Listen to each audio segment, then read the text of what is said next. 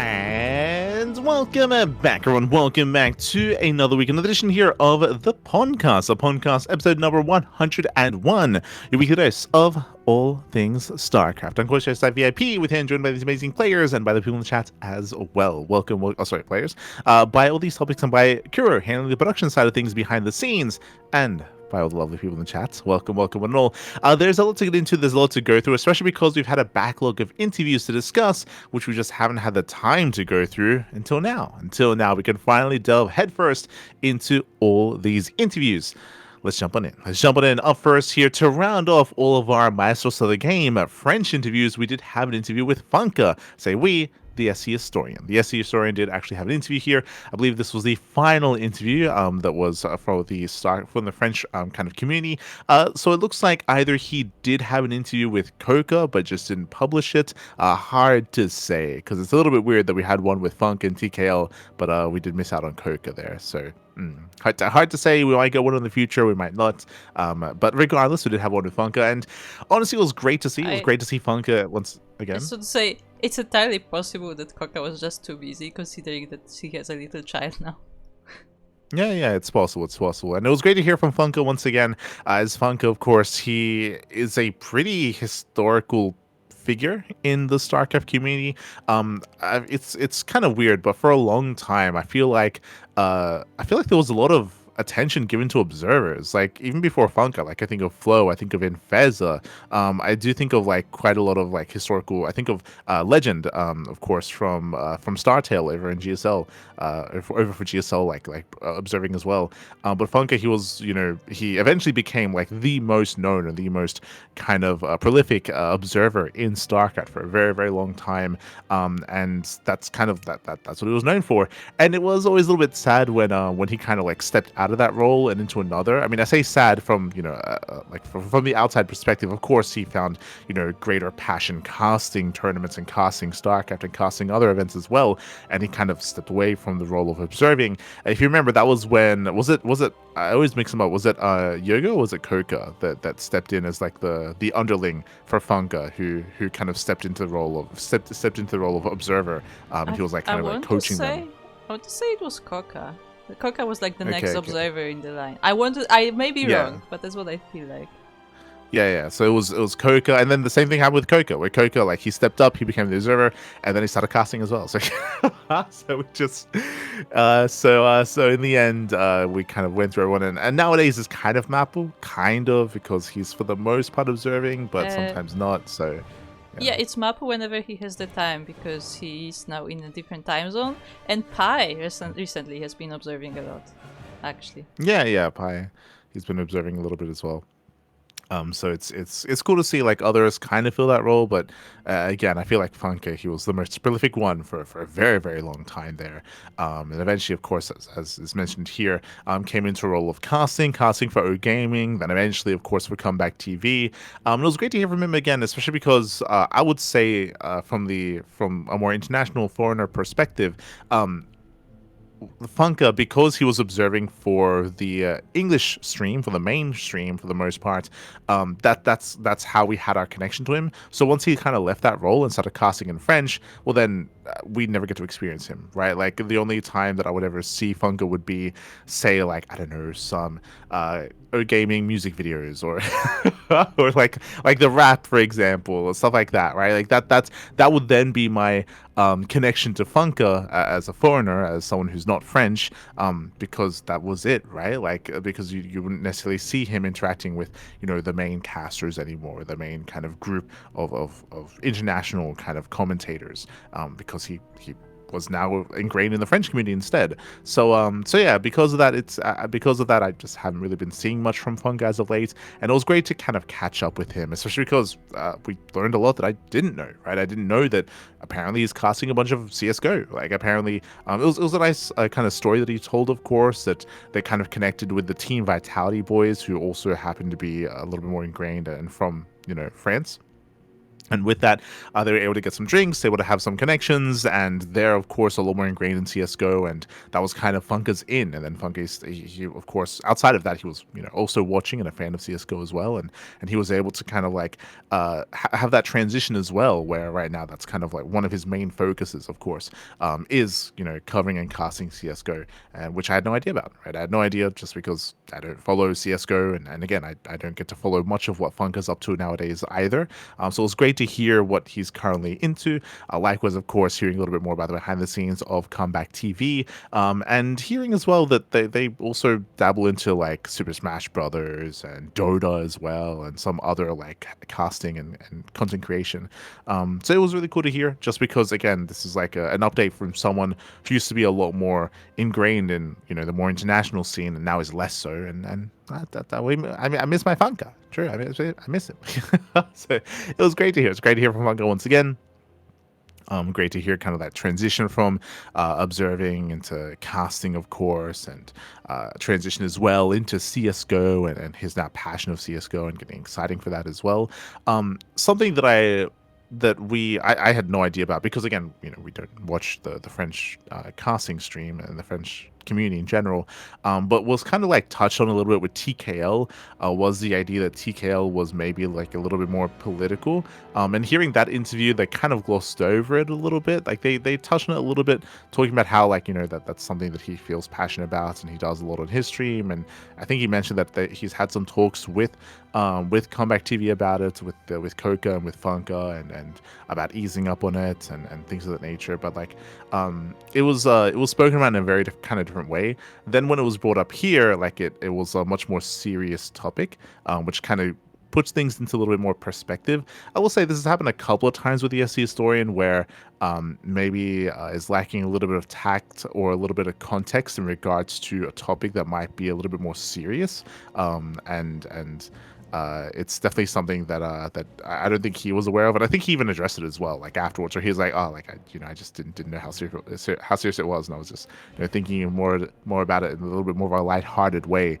But yeah, it was definitely interesting to hear, and I can definitely relate as another caster slash content creator, when it comes to our stream, at least, how we typically try to keep that sort of thing out of, say, chat, for example. Like, I don't think we've had much of an issue with it when it comes to like casting and the commentators that we've had on, but the idea of like of bringing things up that aren't really related to the game itself, and kind of steering the conversation away from the game. I think that there's been a bit of an issue with that sometimes when it comes to some of the other like casters at times on the CranKy Ducklings, where we try to like lock it down a little bit, especially when it comes to like more especially when it comes to covering like more high-profile players as well. But the issue with something like that, and it happens sometimes in the Twitch chat, we do our best to crack down on things like that, whether it's political, whether it's something more technical. But the idea of like a conversation starting and then going and being completely separate from like the context of the game that's happening. The issue with something like that is that it just takes away from the broadcast, takes away from the event, takes away from the players. I would say it's disrespectful for the players as well, just because they're competing, they're playing, and you have these people that are directing a conversation in a completely different way. And not just that, but it also kind of like it stops people from speaking up about the game itself, because like suddenly there's like this weird like conversation happening in the chat, and then they're not willing to speak up or express themselves about the game that's happening. So I can definitely understand it from that perspective. Here, basically, FunKa was talking about how, like very often, like it'd be like very niche kind of references, or not even very niche, but yeah, at times very niche, but also very, yeah, like things that would spark a reaction from people, and then like that's where the chat would go, right? That's where the audience, their attention would take, and again, it just takes away from the matches, for the matches that are happening before you. And that's definitely something that is relatable for sure, and definitely something that we do our best to like keep an eye on when it comes to like, I don't know, say Twitch chat, comment section, when it comes to that sort of thing, especially when it comes to a live broadcast. I can definitely like relate to FunKa's frustrations there, and relate to what was going on, especially because TKL, he's a part of a group. Like, that's also something they have to bear in mind as well, is that doing something like that on a personal stream is one thing, but when you're a part of like a team and a group and you have this collaboration, it's important to like bear that in mind as well, to not like be a burden on that or take away from that, and to be more considerate of like the other individuals kind of like and like their experience and what they're trying to do when it comes to like the show, when it comes to the broadcast that they're putting on. So so it was interesting just because, again, as someone who's outside of the French community, didn't know that that was happening, but it was really cool to hear FunKa kind of elaborate on that and express that, and yeah, it's definitely interesting to hear, and something that as someone who's outside of that scene had no idea of, right? Had no idea about it. That was something, a bit of a struggle that was occurring there, but definitely can relate, and I'm sure other casters and content creators can relate about that as well. How you do have to kind of be careful when it comes to, when it comes to respecting the show, respecting the players, respecting what you're bringing to everyone as well. There's that perspective. The other perspective, of course, is that people, they come, of course, to StarCraft to watch StarCraft, not for whatever else is going on, like whether it's politics, whether it's against some other weird kind of conversation that ends up sparking or being directed elsewhere, like in the chat. Like you're here for StarCraft, right? That's what you're here for.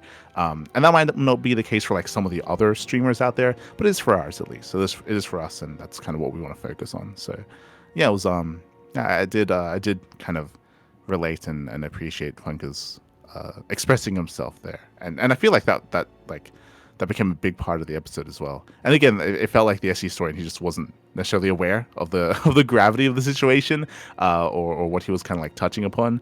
But yeah, definitely did appreciate what FunKa had to say, and yeah, I can somewhat relate on a different level, just because like we haven't necessarily had too much of an issue of like a fellow like caster or someone coming on who maybe does things like that. So it was definitely cool to catch up and cool to hear things that have been happening over at Comeback TV, and of course the lead up to Maestros of the game as well. It was also interesting to hear kind of like the lead up to that, talking about the French community, the French scene. And how kind of everything kind of lined up well for the French community as well. I want to say it was a previous interview where they made reference to the Italian scene and Reynor, how Reynor became a world champion, but unfortunately there was no kind of there was no there was no infrastructure in Italy to really capitalize on something like that, like a casting team or content creation or anything like that. So even though you had like a world champion, and I would say it's very similar with Serral as well, where they just didn't have that backing necessarily to kind of like rally behind him and garner that kind of support and rally like the people, the audience, the local audience behind a champion player. Whereas for France, like they're very much so able to do that with Clem. I think the SCHistorian was kind of like attributing a little bit of like the French success with like the players that they have, but it isn't just the players like Stefan or Clem, but it's also about again the content creators, the casters, like the team that they had, and all of that coming together as one, being able to like bring attention to all these players, to the French speaking community, the way that they did. Whereas you could argue that Italy and Finland weren't quite able to do that. They didn't really have the setup for that, unfortunately. And there was potential, but didn't quite happen. Like shout out to like Divinesia over in Finland, who has been casting quite a lot as well. But like it feels like, again, it's not quite the same as what Comeback TV were able to accomplish, or you could maybe argue Take TV over in Germany they were able to accomplish as well. Like being able to like build up this team of not just casters, but production team as well, and being able to do more than just StarCraft even as well. I know that Take TV, like they also do coverage for other esports events, not just StarCraft as well, and kind of branch out in that way. So it was really cool. Definitely really cool and really interesting to kind of like think about, and just to have that kind of retrospective on some of the other scenes in Europe and outside of just Korea, for sure. And again, we'll see if we eventually get an interview with Coca. Like, we'll see. I will say as well that unfortunately, it is a little bit unfortunate that FunKa's interview had the least amount of attention. I think we said this before, but it felt like all the Maestros videos were like rapid fire, like uploaded all at once. And there was very little support or promotion for some of them. I was even checking like there wasn't like a Reddit post made for some of them either, only for some, not quite for the others. So not as much attention, which is a shame, because I feel like these are solid interviews for sure. So I hope they get the attention that they deserve. Hope they do. Up next, we did have our next interview, and that was with Serral. Serral, he had a brief, very, very brief interview with Comeback TV at Maestros of the Game. And yeah, it was very brief in comparison to some of the other interviews we had. It was like a nice little spotlight, and we might be getting more of these in the future. Like, I don't know exactly how much was filmed at Maestros. I'm sure they try to have a sit down with all the players there, so we'll see how that does kind of slowly come out. But yeah, it was definitely interesting to hear from Serral. I was talking a little bit about streaming, for example, about how in the past, like, it felt like it was difficult to really justify streaming because of all the practice that had to be done in preparation for big events. But now that there aren't many big events, now Serral has started streaming more, and that has borne fruits. Like, nowadays, again, he was streaming we just rated him yesterday. He's streaming on a much more regular basis, and it's really cool that we get that kind of that content from Serral nowadays. It's a little bit bittersweet, right? Like, on one hand, we get more content from Serral, on the other hand, it's because there are less big events, so again, a little bit bittersweet. But yeah, it was nice to hear from him. Again, he just spoke a little bit more about like the future of him in StarCraft. I wish that they delved a little bit further into it. I think he said something like that he's working on personal projects, so like he hasn't had too much time to practice or prepare this year. But they didn't like probe him. Not saying that he would have had to have said anything, but like they didn't even like follow up on that, on what exactly like he's maybe working on. Like, I don't know, is it more golf? Is it something else? Right? Like it's we don't know. We don't know, and it'd be nice to maybe hear a little bit more from Serral, of course. So again, just a really brief interview. Great that they were able to hear from him, and yeah, he was also talking a little bit about his experience at Maestros in France as well, talking about the previous events, coming to this event as well. Really cool to see that their goal at least is to make this an annual tournament, of course, and I hope that they're able to achieve that goal. Right, so far 2 years in a row, here's for more. Here's for more. I know the French scene has been very passionate about supporting the event, very passionate about bringing it all together. So great to see. Up next, we did have likewise another interview as well. We had an interview with Reynor. This was more recent. This was an interview with Reynor at Home Story Cup. So this would have been last weekend. And this was done by, of course, the SCHistorian. So the SCHistorian, he did have a bit of a sit down here with Reynor. And yeah, it was definitely an interesting kind of perspective when it comes to this interview. I did actually... It was interesting to hear because it's something that we don't really think about too much. But they started the interview off where he was talking about being close to his family and coming to the event with his brother, and he was talking about his brother looking up to him at times and trying to be a role model and trying to do right by him at times as well, just because he knows he looks up to him when it comes to StarCraft and even outside of StarCraft as well, and he wants to make sure he sets an example for him.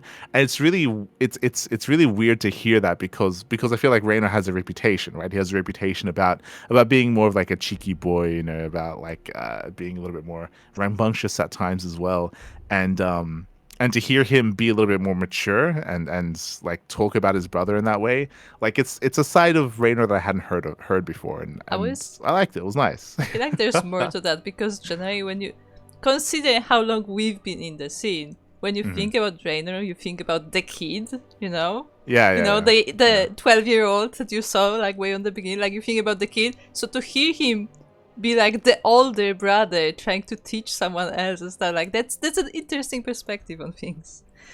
Well, you say you think of the kid. I think of like someone that like goes out clubbing like after each tournament, sort of thing. Like true. Like someone who like enjoys himself, and no maybe enjoys himself okay? too much, and yeah, nowhere near, not like Stefano, but like along that line, sort of thing. In that vector.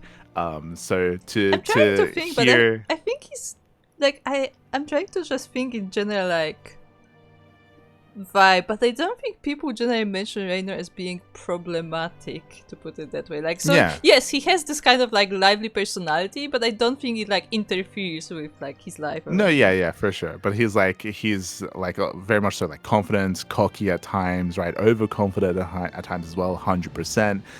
Like that. He's got that kind of persona. So, but again, like, so to hear him, have that more like older brother like kind of vibe to him and speaking about Baby Marine in such a way, like it was a side of Reynor that I'm not used to seeing, and I liked it. It was good. I did appreciate hearing Reynor kind of speak about his brother in that way, and again have like a little bit more of a mature kind of approach or outlook to things.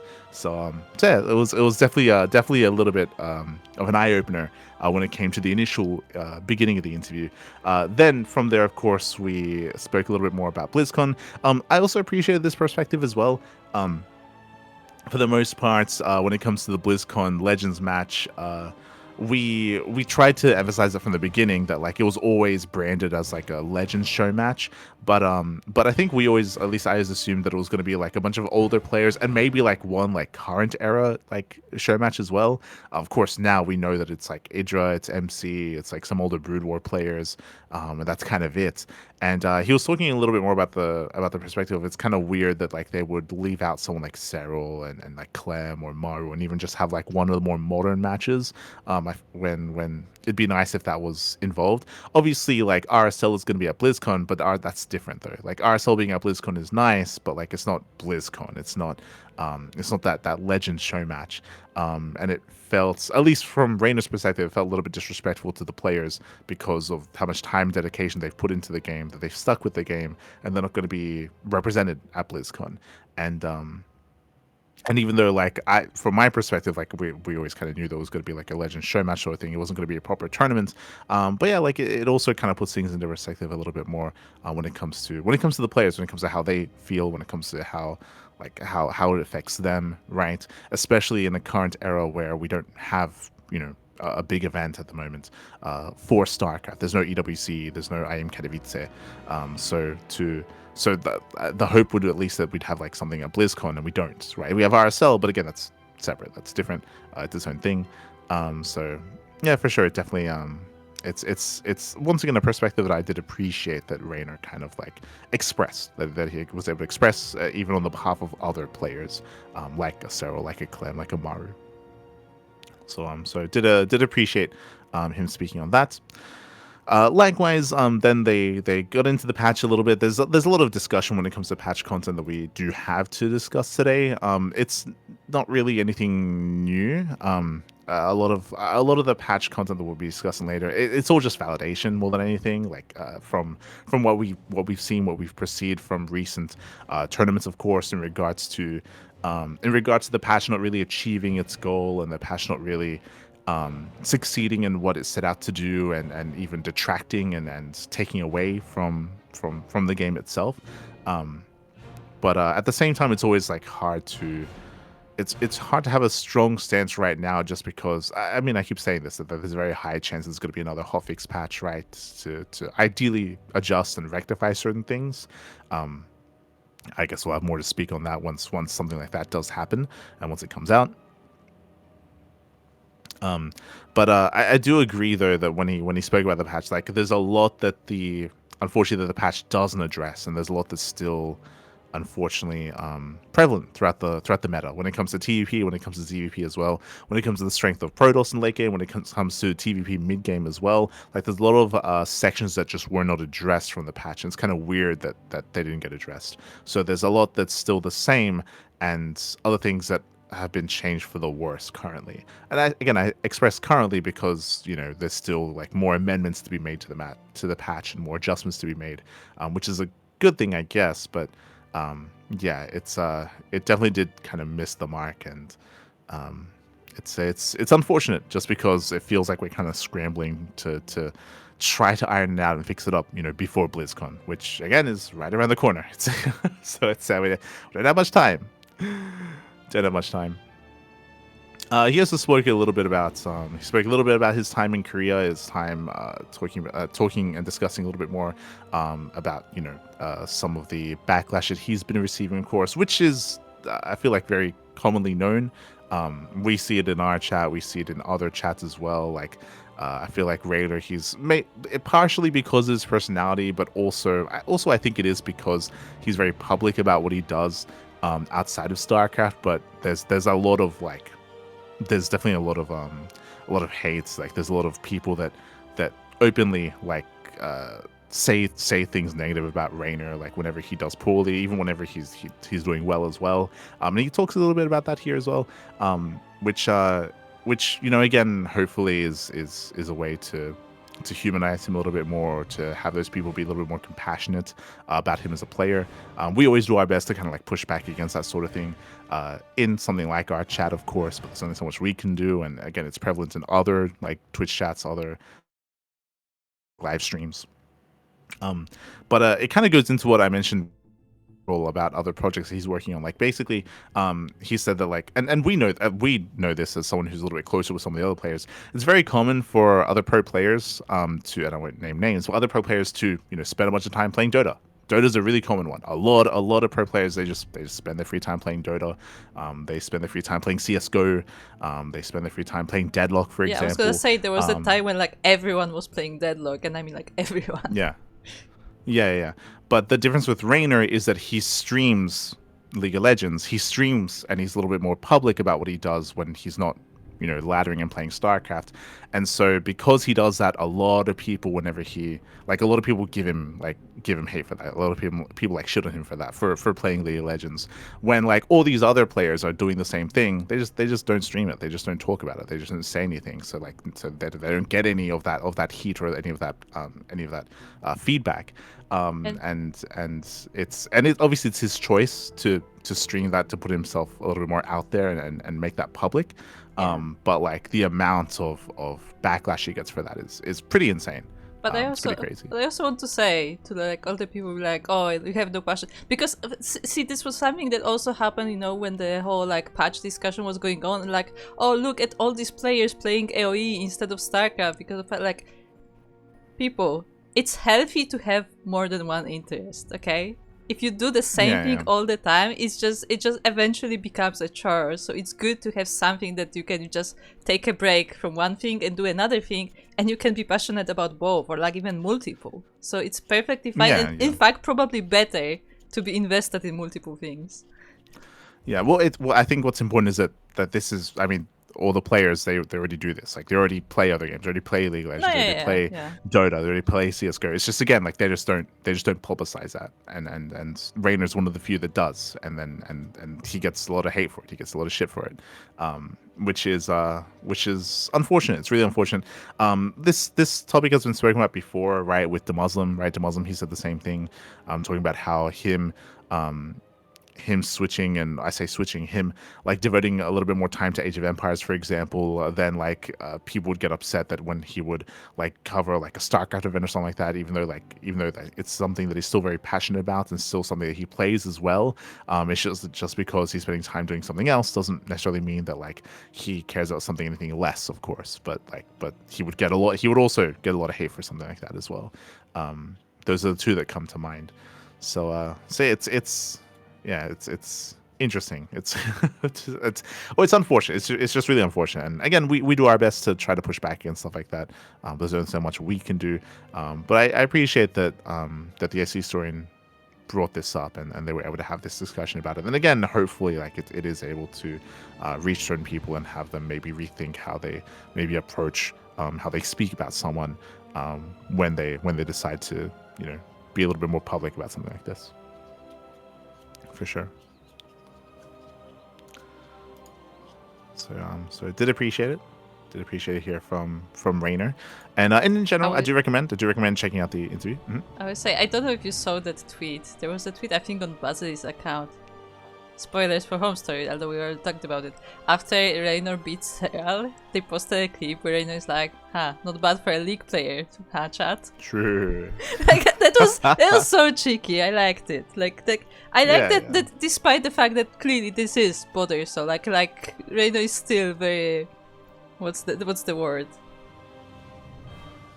He has a certain attitude about it, I don't know how to put it in words. Yeah. Like he's able to joke about it. Let's put it that way. Mm-hmm. Yeah, for sure. He's obviously aware of that, and yeah, I appreciate it as well. Do appreciate it as well. So again, do check it out. Do check it out over on the SCHistorian's channel. Solid interview, and again, very different tonally than what we're used to seeing from Reynor. So I also did appreciate that side of him as well, for sure.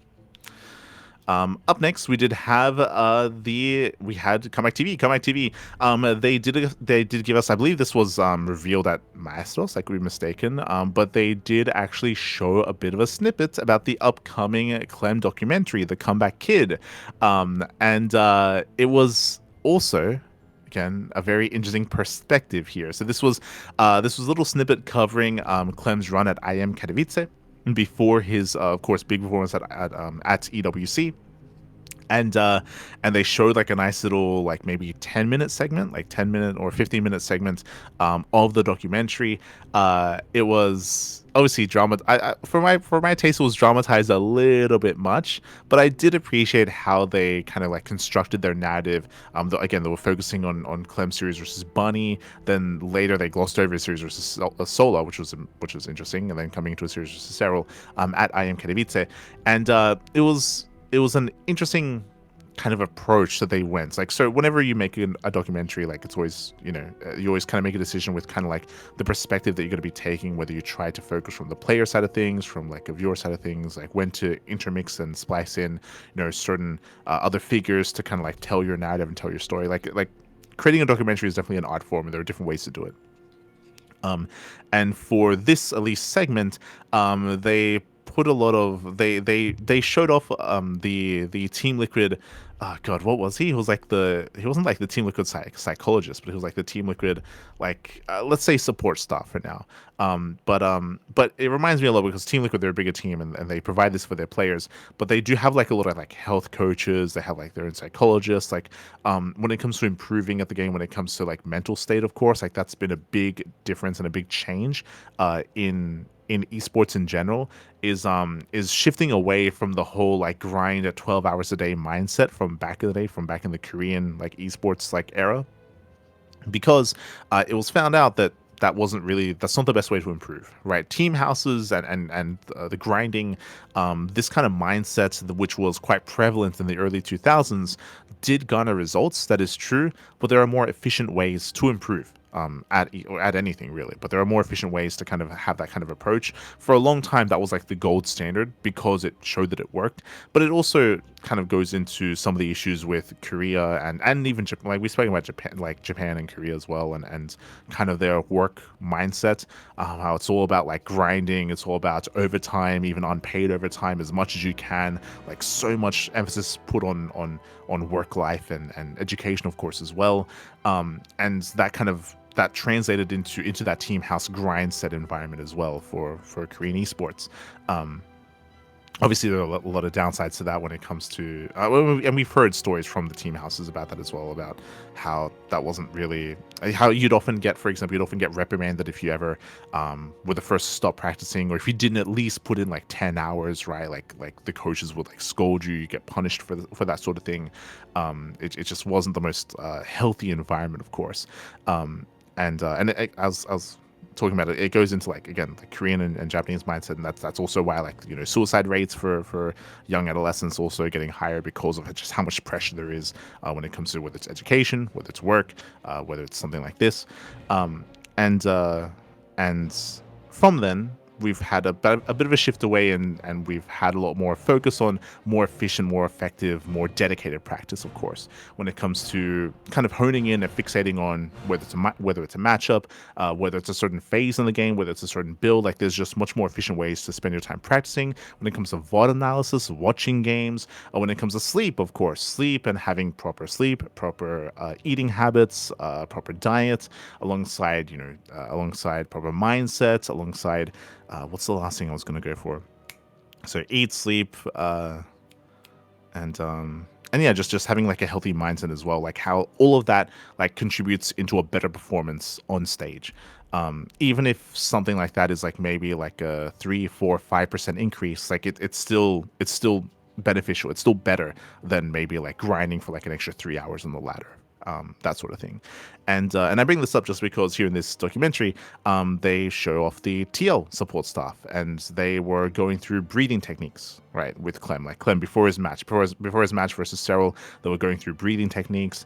They were going through his mindset, talking about like talking about like his belief in himself, like confidence coming into it, like going through his practice and like what he wanted to do, and trying to like adjust like how he's thinking about like what's coming up ahead of him, to help when it comes to nerves, but also to help when it comes to like, again, his own confidence levels coming into a series and coming into a match. And I really did appreciate this, just because we had a very, and it's not the same, but when it comes to Team Liquid, we had a very different perspective, and I would say a negative perspective, when it came to the EWC documentary. There was an EWC documentary following Clem's, following the EWC tournament that Clem had won. It was like the road to EWC, and it was very much so focused from the team owner perspective. And if you recall, one of our big criticisms about Team Liquid was that the CEO and the owners of TL, they were there cheering pretty hard and giving pep talks to their new mobile Bang Bang team, right? They because of the way that EWC works, and because you benefit from having multiple teams in different esports, and at least in almost every esport.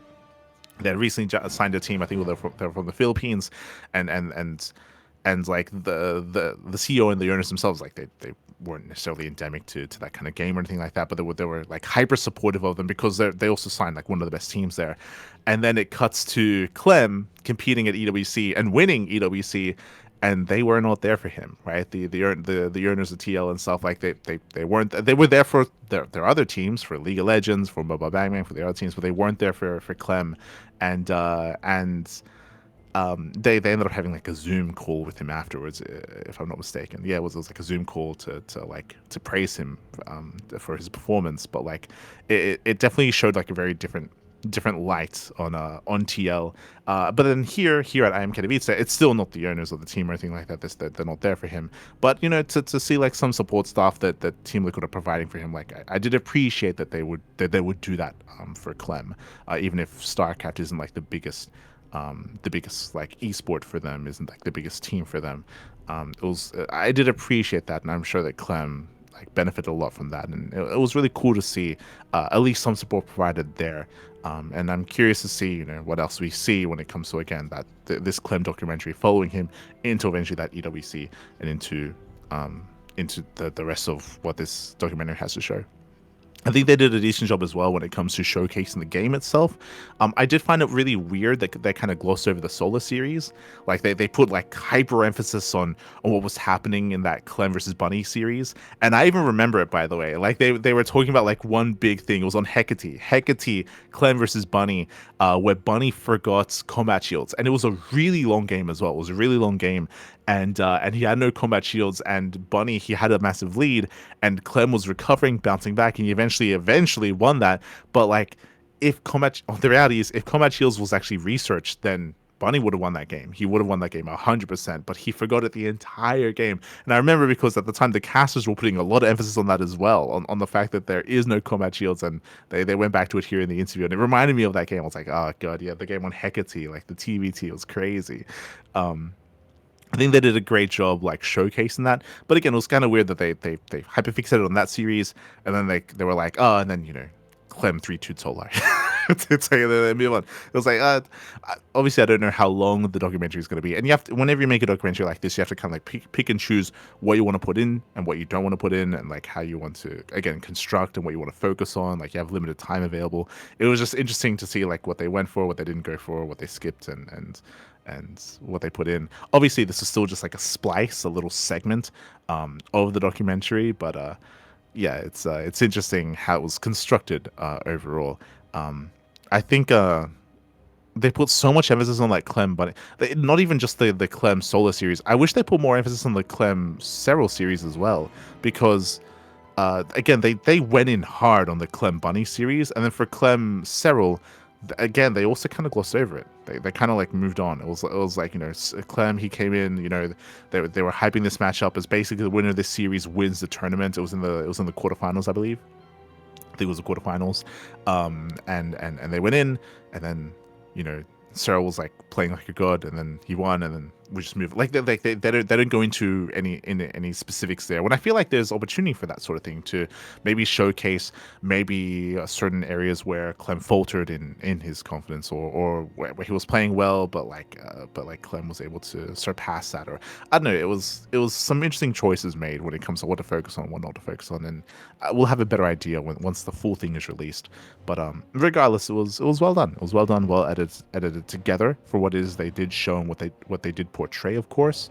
And we'll see. It's a very ambitious project. It's very ambitious. It's very long. For those who don't know, originally they were just going to be following Clem into, I think it was even just his DreamHack run, but because Clem excelled and because he did so well and because he made it to IM Katowice and then after that to EWC, like they just kept following him and kept filming, and then this smaller project became something grander, and that's why it's taken so long to kind of bring this all together. But, now that but you yeah, say I that, wish how him the best. many years has it been since they started Yeah, filming? It's been Yeah, like yeah, 5 years at least. it has like, again, just with emphasis. Originally it was just meant to be them following him for like a dream hack, Yeah, but because he was that was doing so well and because he did so well, I like feel like they he started just kept going to before. more tournaments. They I just feel like kept filming. yeah, I feel like they started before he like blown up, before he like started winning tournaments. And they were like, well, now he's winning, now we just gotta continue. Mm-hmm. Yeah. Yeah, for sure. So I do wish hope that I do wish him the best. Do wish him the best when it comes to the documentary, and yeah, we'll see how it all kind of comes together.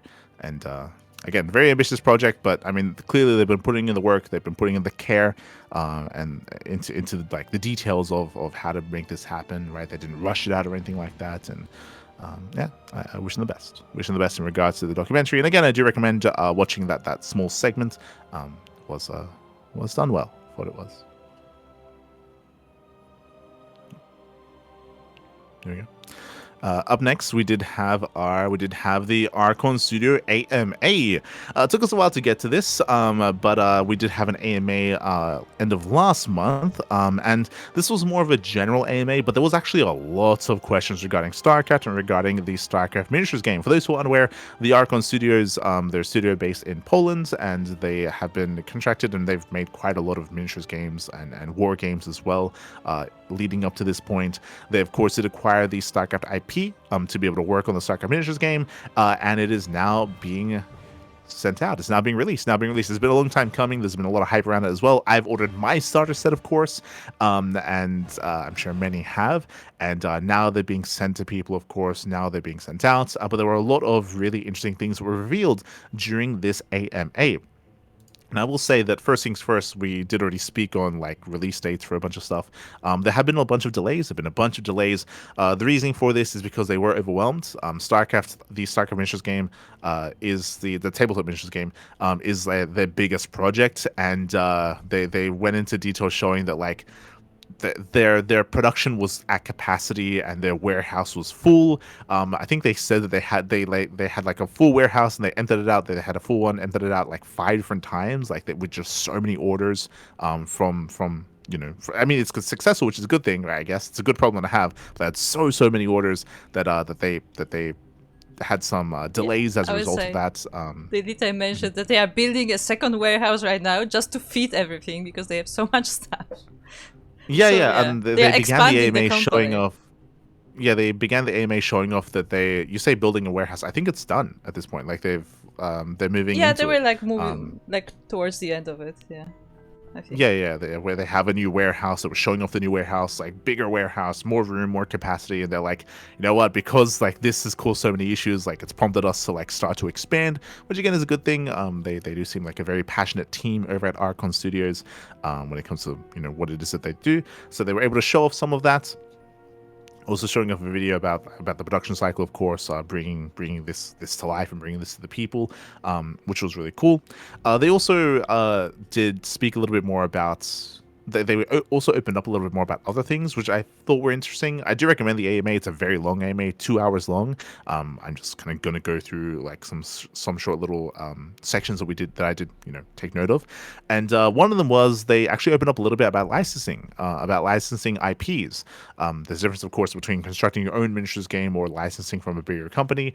Talking about pricing, talking about licenses, and they alluded to the idea that the StarCraft IP for their miniatures game was around $1 million. It's like around $1 million for 3 years, which was definitely interesting, especially because it also puts a little bit more into context because we didn't actually hear the exact number, but we knew that there was a bidding war for the StarCraft IP specifically for the FPS, right? For the game that is now being developed by Nexon. We knew that like a bunch of different companies, development companies, they were bidding for the StarCraft IP specifically to make a game, and we didn't quite get the number on that. But like, if a miniatures game is like $1 million, and if there was like a bidding war going on between all these other companies, like you can imagine how high that went to start to make that game. So that puts things into context when it comes to that 3-year licensing deal, whether it gets extended. I mean, hopefully so. I mean, it is quite successful already. So hopefully they're able to keep this going for a much longer time. Obviously, they've spoken about how they have plans and they have a release schedule set for the next 9 years. If they're able to keep that IP and keep it strong, keep it going. So obviously, we wish them the best. They open up a little bit about the next wave of release that are going to be coming out. For those that are curious, the current release sets for the launch of the game is this week. These couple of weeks, like early July, is when they've been sending everything out to Europe, to the US of A, to Australia as well. This week is when ANZ is getting it, so I do know that. I believe right now our orders should be on a ship coming to Australia, so they're on the way. They're on the way. I believe they're already, for the most part, in Europe, for the most part in the Americas. I think they're still sending some out as well to be sent to those pre-orders and to eventually be sent to retail companies to start the full launch. Again, there were delays just because of the amount of orders that they were getting. But they spoke about the next release, of course, which they already had planned out. Up next is going to be the Raven for Terran. They're releasing the Raven. They had they spoke a little bit about it, about how I think Simon wanted the Ghost, but Jarek kind of like superseded that and got the Raven out instead because he liked it. Because basically, which is interesting. The first air unit, by the way, like they plan on releasing again Mutalisks and other air units, but the Raven's going to be the first air unit released. That's going to be in the second wave. They went also into some other details in regards to there were people suggesting like evade mechanics or other mechanics for the miniatures game itself. They did a bunch of testing. Like that didn't seem balanced. From all the internal testing they were providing, of course.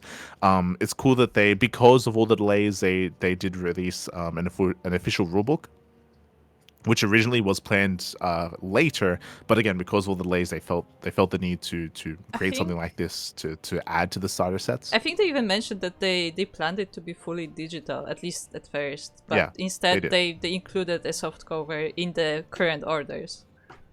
Yeah, exactly. As like a bit of a bonus because of all the delays and because of the rocky like start to the launch, which is really cool. They showed off the rule book as well to when it comes to the miniatures game, and of course it is going to be available digitally as well, as Crew did mention.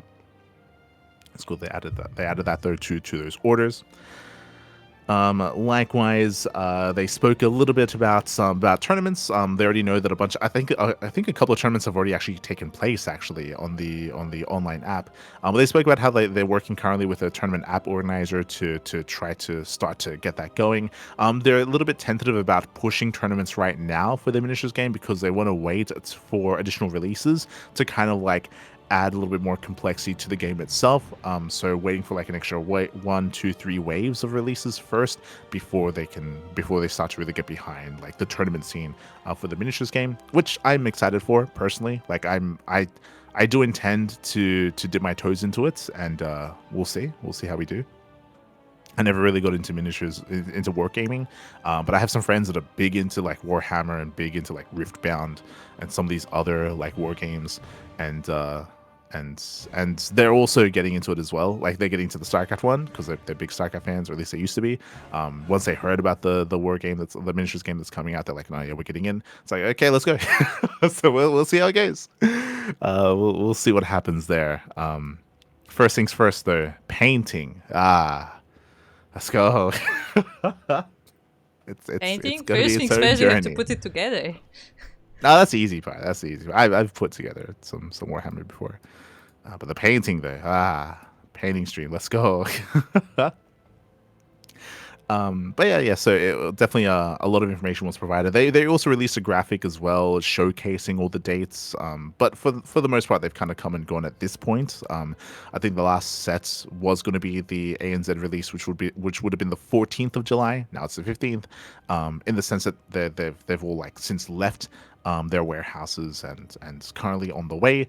From there, it does reach local distribution centers, and then from there, it gets sent out. So expect like 2 weeks, at least for ANZ, for example, like 2 weeks, around 2 weeks from now, we should be getting our sets. I believe there are already people in Europe and Americas that they've already received their sets as well. Have already received.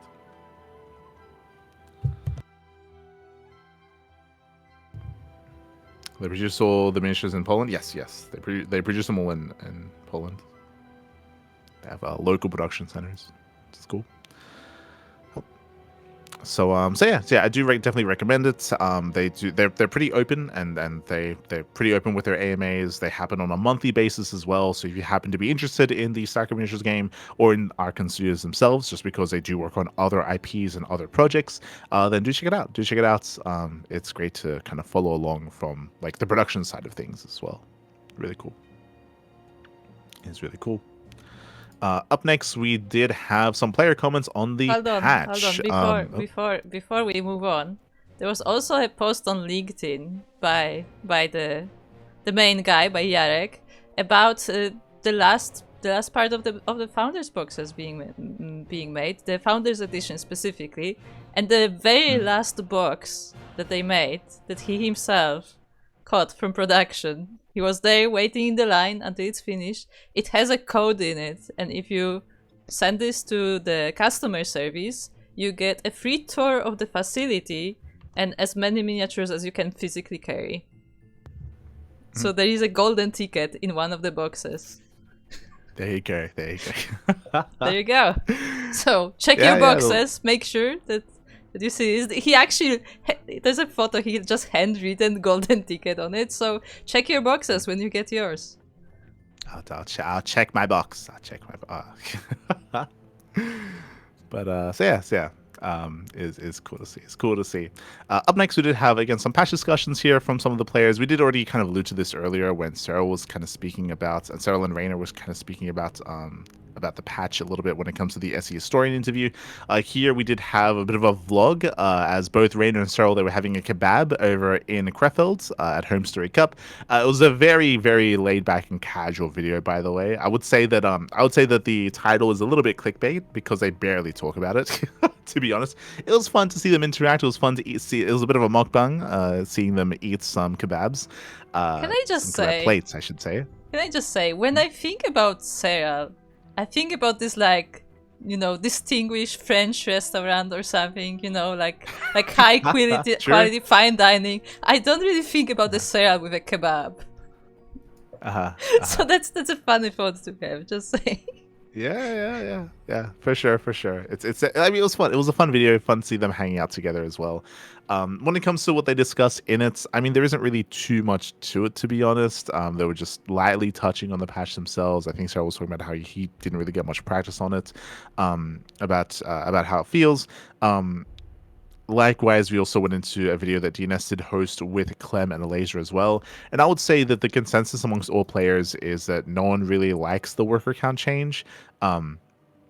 Just because it fails to deliver on what it was supposed to be, which I would agree with. This is why I said earlier that really these videos they're just like validation videos. Like, so if you have opinion on this, and you can listen to them and just feel validated. It's just all things that we already know. It's just I guess confirming that from pro players as well, which again we already knew as well. Talking about how the worker change does not increase diversity. It doesn't increase diversity. It doesn't achieve its stated goal. So that's the issue with it. It just slows things down. I think for a lot of players, their perspective is that if it stays, it's whatever, because it didn't do anything. It's just, then why do it, right? Like, that's the thing. I say that I guess I would take it one step further. more than anything, it decreases diversity, except for like in ZVZ, because of the lower worker start. It means that scouting is now much more expensive to achieve. So now there's less scouting, which because that does kind of potentially. I mean, you could argue that potentially like increases the potential for like the RNG, like rock paper scissors kind of dynamic. That's mainly seen in mirror matchups, but outside of that, like yeah, there's not really much accomplished here, unfortunately. And again, we've successfully like observed that when it comes to like our coverage of all these matches as well. Unfortunately, the other thing that was discussed, of course, is some of the other changes, like the lava changes, like the gateway changes as well. I know the DNS was very opinionated about the gateway change.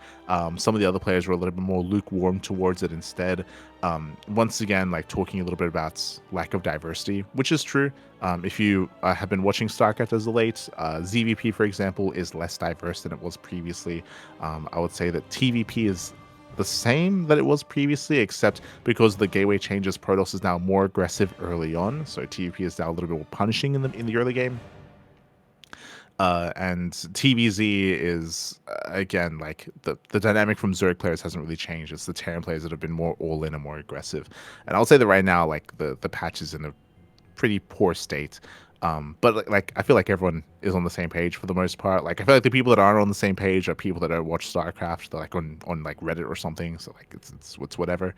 But yeah, it's a lot of the other players kind of like coming to the same conclusion that we already were at. And it's just more like confirmation of that. So if you want to tune in, you can check it out over on DNS's channel for his talk with Clement Laser, or you can check out a brief discussion about it over on the Bassus channel with Reynor and Serral. I still, as I said before, like it's hard to have a strong stance about certain things right now, just because like I believe there's going to be another hotfix coming out soon. So then we're going to get some more changes, and we'll see what is done there. I think unfortunately, I think the biggest thing that I would echo here is the unfortunate reality is that because so much time of the patch was spent on the economy changes, it takes away from what could have been some other more interesting changes when it comes to changing, late game ZVP or mid game TVP or mid game TVZ even as well, right? Like they could have been some other more interesting changes made that could have actually had some bigger impacts and bigger changes to the meta and to the game. But instead, we have spent all this time focusing on the economy changes, which still have not been ironed out. And we missed the opportunity to work on other things that could have been much more impactful and like that could have been better for the game.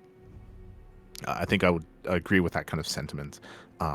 So I do think that it's a shame. I think what we've been saying for the most part is that it feels like we've wasted a bunch of time. It feels like we've spent a bunch of time and wasted a bunch of time working and tweaking on these economy changes. And by the time we're done, like we're not going to be in any, like we haven't advanced forward anywhere near as much as we could have, which is a shame. Which is a shame. But again, we got one more hotfix to come, maybe one more, maybe two more, but at least one more. And we'll see what comes from it.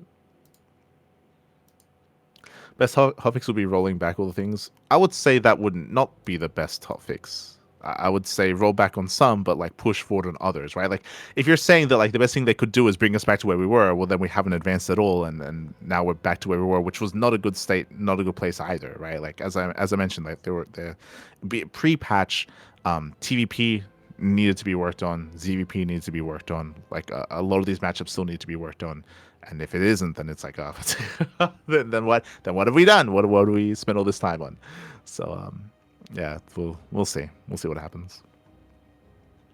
We'll see what happens with the patch. It's been quite a journey, and yeah, we can still be somewhat hopeful about what comes next, but we'll see. With that does lead us into our main tournaments, our main events. We do have the RSL. The RSL Season 6 group stage did begin last weekend. Again, we don't co-stream the group stage. I know there were some people asking about our coverage of it. We only cover the playoffs. When it comes to the group stage, we did have Group A and B concluding. We had Group A with Serral, Beyond, GG Machine, and Bunny. Group B with Rogue, Solar, Maru, and Nightmare.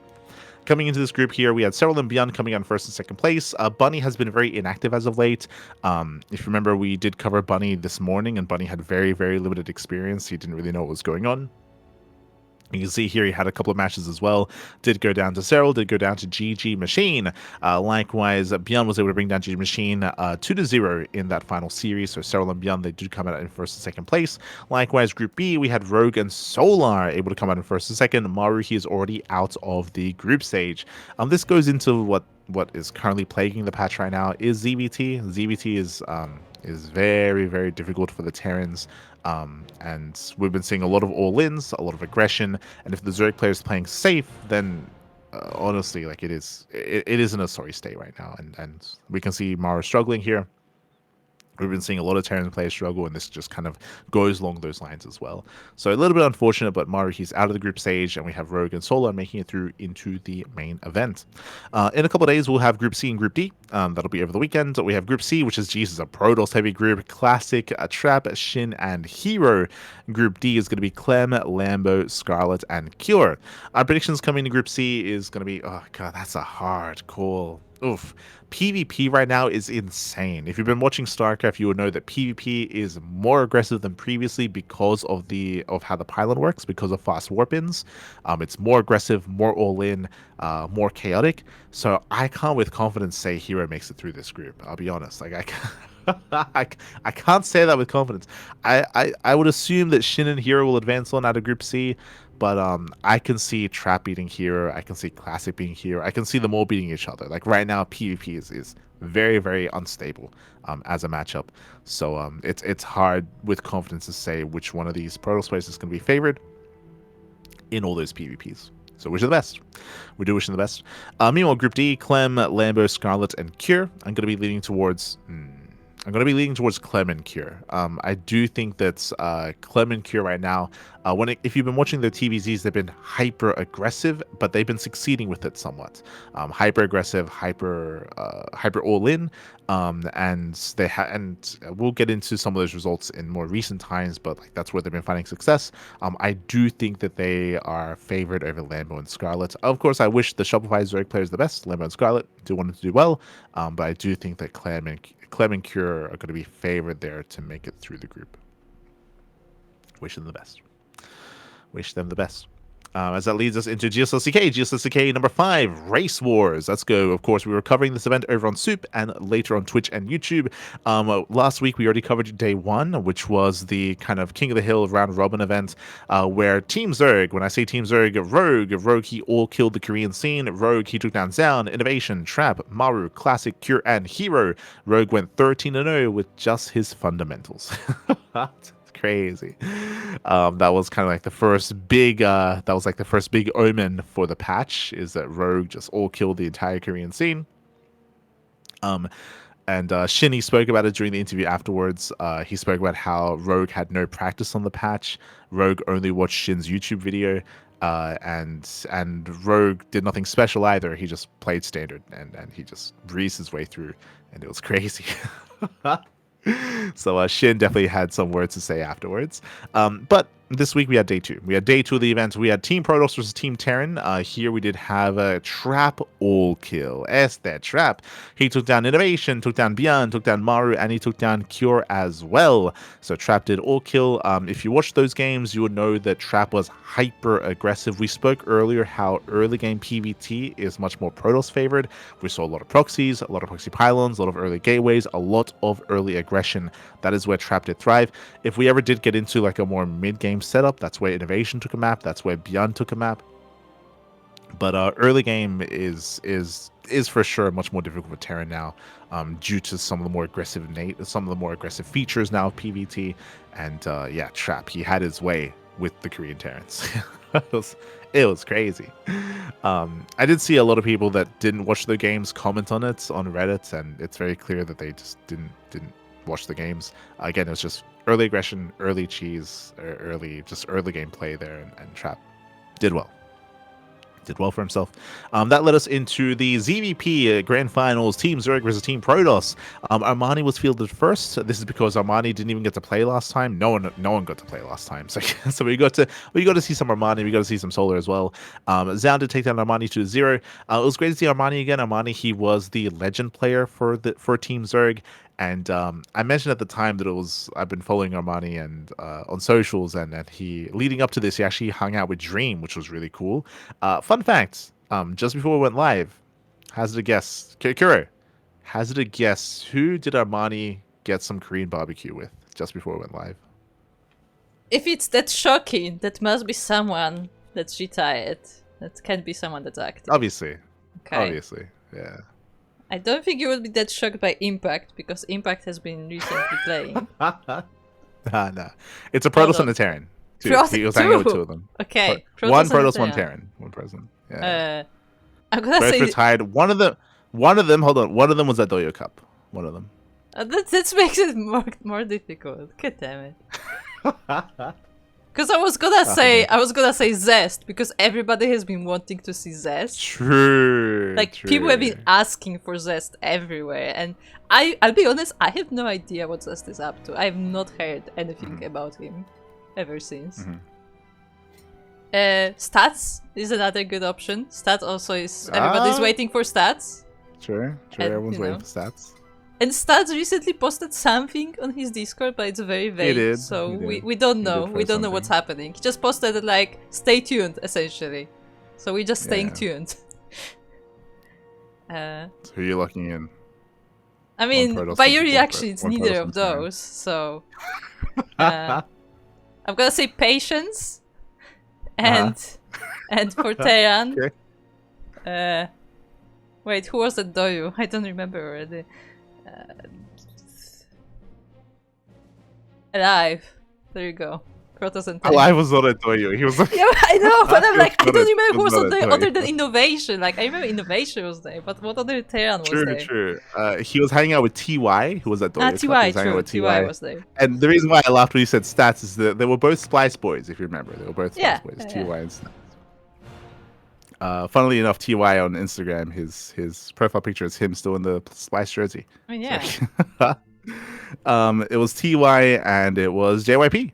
JYP was also there as well. Who's someone who we also haven't seen in quite some time. See, the thing is, at this point, I think about JYP more as a caster than a player. Yeah. Because he was actually a caster for a long time on the Korean broadcasts. So that's why it didn't come to mind that it could be him. Yeah, for sure. So it was cool to see them having drinks earlier. I think it was either today or yesterday.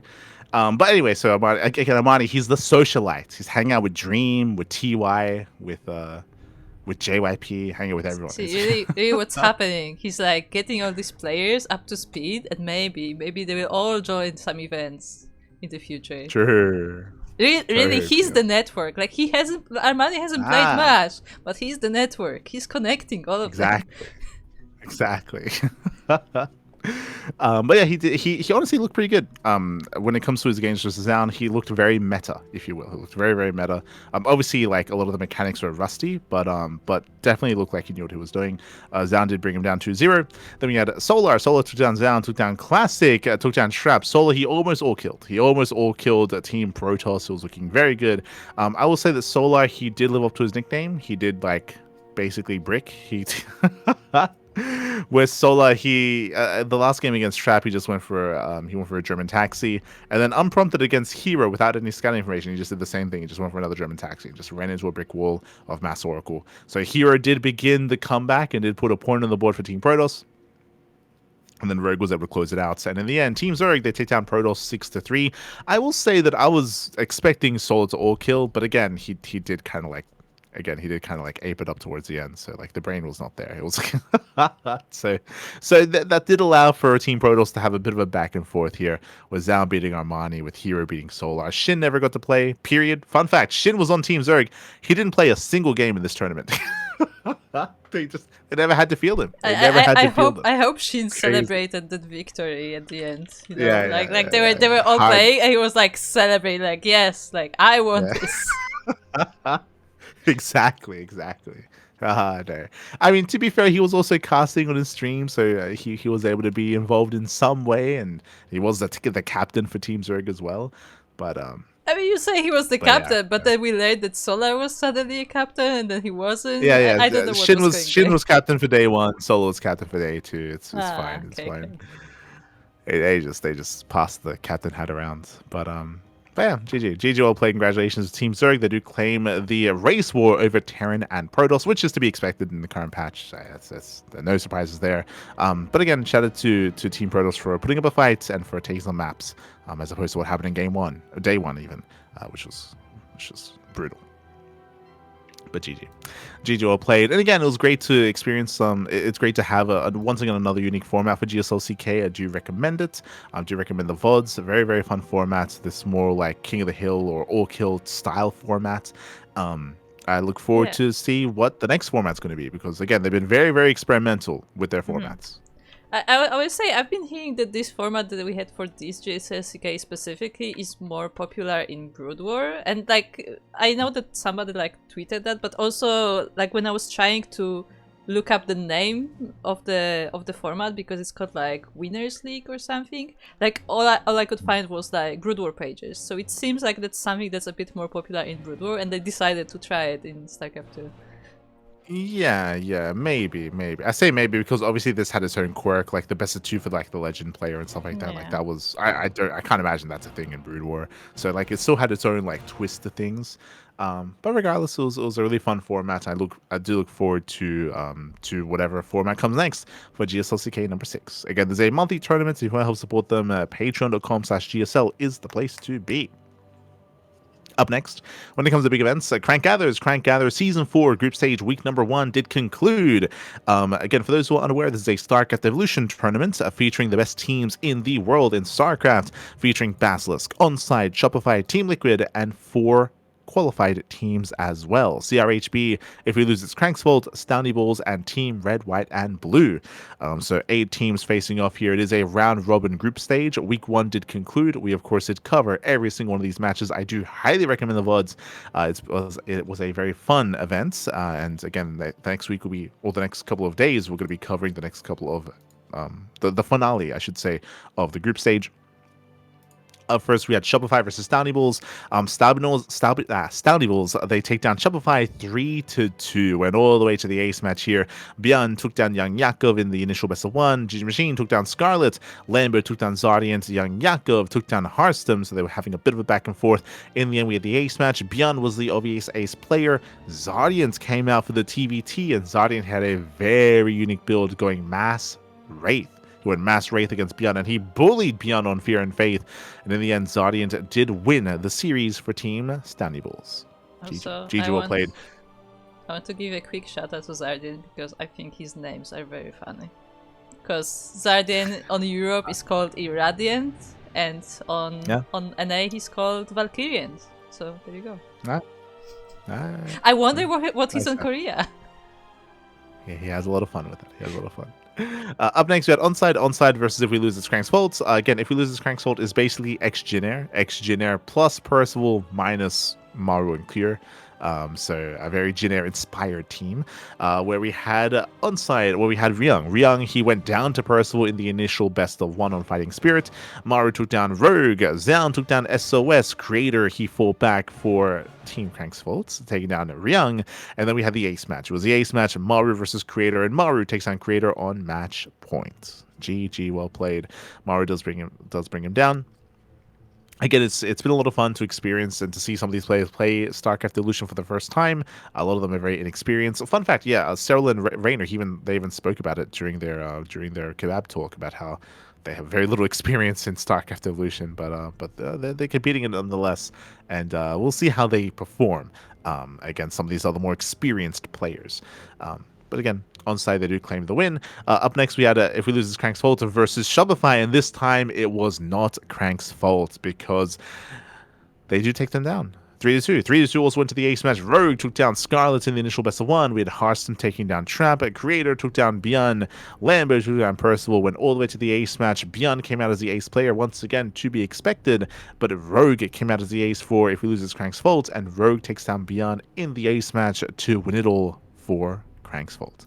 Shopify has had a very rough performance here as they're currently down 0-2, but they have a chance to redeem themselves tomorrow in tomorrow's match, and likewise we will be, and depending on some of the results, they might still make it through. They might be able to if certain other teams have a poor performance. So it's going to get messy. Going to get messy here for Shopify. The stars have to align if they want to try to make it out of the group.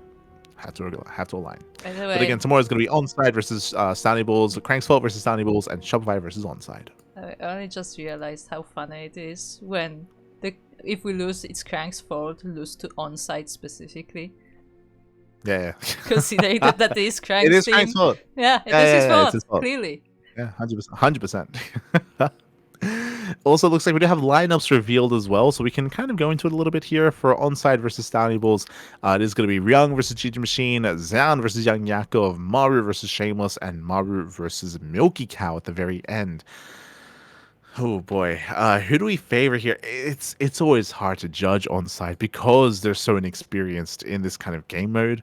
Their own mechanics might carry them through anyway. It says here games 1 and 3 are Brood War versus SC2. Games 2 and 4 are SC2 versus Brood War. Hold on, I will open my sheet and I will just tell you in a normal language. Because I will agree that this is confusing, but there's no better way to show it on Wikipedia. No, it's fine. Like, okay. No, it's fine. Okay. It's not confusing. It's Onside starts Brood War. I was just saying. Yeah. I was just deep in thought trying to judge the players themselves. Yeah, I think I want to favor Onside here. I think I want to favor them. Stony Bulls are a really strong team though, and I can see Yakov beating Zaun. I can see Gigi Machine beating Ryung.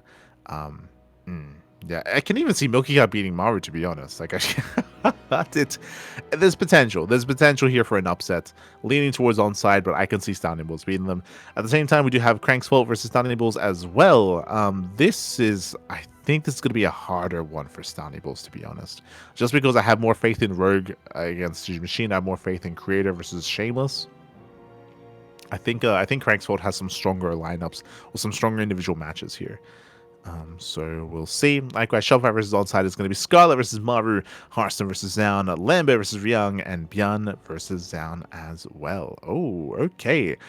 Not gonna lie, I'm looking forward to the Björn versus Zaun matchup at the very end there. Scarlet versus Maru also going to be a lot of fun. Bearing in mind that Scarlet is playing SC2. I was going to say that Scarlet's been playing a lot of Protoss, but I believe Scarlet is playing StarCraft II for the first match, not Brood War, so we'll be playing Zerg. Yeah, Scarlet specifically plays Protoss for Brood War. Up next, we have Group B. So Group B, we had our results coming in. Team Liquid, they went up against Team Red, White, and Blue. For those that are curious, Team Red, White, and Blue, obviously, they are Team Croatia/Netherlands, as they are they're countries that do feature the color red, white, and blue. Clem, he went down to Blask in the initial series. Blask takes down Clem 1-0. I was surprised to see Blask play Zerg, by the way. Like, in my mind, he's a Protoss player, but maybe specifically as Brood War, he enjoys Zerg more. Yes. Hard to say. We need to see more of Blask. He did say that for Brood War he plays it. There you go. Up next, we had Laser. Laser takes down Goblin 1-0. Cure takes down Uwu Thermal as well. I believe your Thermal did not play random, so we're going to have to fix that up. We're going to... Here we go. It's the Wikipedia page. We need to change that in general. For whatever reason, like Euthermal, he's by default random, but he has not competed as random in years. It's because on his page he's random, because there was a short time when he was, and just... Yeah, not anymore. So that needs to be changed, because I feel like we always have to manually change that for Euthermal. Yeah. It's causing issues. So Kira takes down Euthermal 1-0, and then a Laser takes down Goblin 1-0 at the very end. This time Goblin wasn't able to replicate the success that he had during the qualifiers. We then had Basilisk versus CRHB. I would say that CRHB are probably the strongest team in the league. Their team, Classic, Rock, Hero, and Byum, Shinny Byum. So that Rock is, of course, Solar.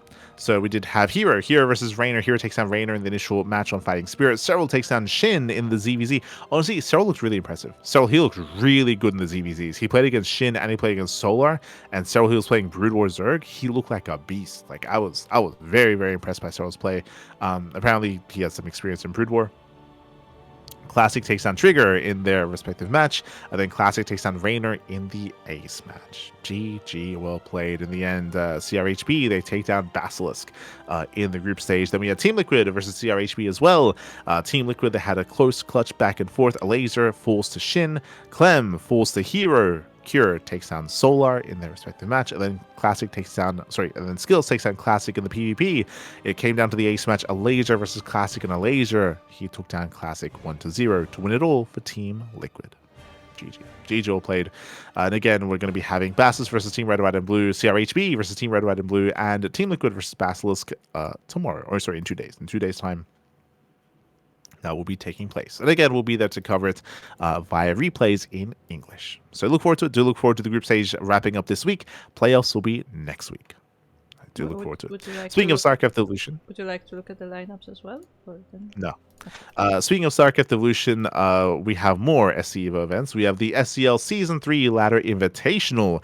I believe it wrapped up, if not mistaken. Last time we caught up with this, we did have the quarterfinals wrapping up, and looks like we have had the semis as well as the grand finals. Okay, so classic. Coming into this event, I was looking at the best players in StarCraft Evolution. I was looking at Cure. I was looking at Classic. Those were the two in my mind. And hey, we did have them face off. So Cure takes down Solar 3-1. Classic takes down Beyond 3-0. We had a best of 7 between Classic and Cure, went all the way to the ace match. And Classic, he takes down Cure 4-3 to become the Ladder Invitational champion. GG. GG all played. Likewise, Beyond and Solar, they faced off in the bronze match, and Beyond takes on Solar 3-2 in the best of 5. Also went all the way to the ace match. So really cool that the finals and bronze match were ace matches. That's kind of the ideal. That is what you want when it comes to these kind of events. Meanwhile, again, and with that, congratulations to Classic for becoming a champion. Again, I did not know how to rate Cure specifically compared to Classic and compared to Solar as well, just because Cure, he has started playing recently, but he has the least amount of experience, and there's the least amount of data on Cure compared to these other players, so I didn't know how far he would go, how well he would perform, but made it all the way to the ace match, went to the finals. Well played. GG well played. Impressive performance there by Classic, Cure, Beyond, and Solar. That leads us into SCL King of the Hill number 11. This is a sporadic tournament. It pops up every now and then. I don't know what prompted this edition of King of the Hill, but here we did have, again, that best of 1 format. Winner stays on, loser is out. Here we had Homono. Homono, he goes up against Mang Russell, takes him down 1-0. Homono takes down G Machine. Homono takes down Roman the Mold. So on a 3-game win streak before being knocked down by Milky Cow. Milky Cow, he goes on his own win streak, takes down Homono, Young Yakov, Prome, Zardiant, Mang Russell once again, as it looks like he was revived, before Rebellion shows up, takes down Mang Russell, and takes down Homono to be the current King of the Hill. GG. GG well played. Rebellion, he will be the King of the Hill of this week's SEL. Usually these events are, it's kind of like showcase a PTR or like a future iteration, future updates. Looks like that wasn't the case here. So again, I don't know what prompted this event, but nonetheless, it was cool to see. Cool to see. Congratulations to Rebellion for being the King of the Hill. Shout out to Milky Cow and Homono for going on their own respective win streaks. GG. GG well played. That leads us into the Galaxy Open Cup 5.0.15 number 2.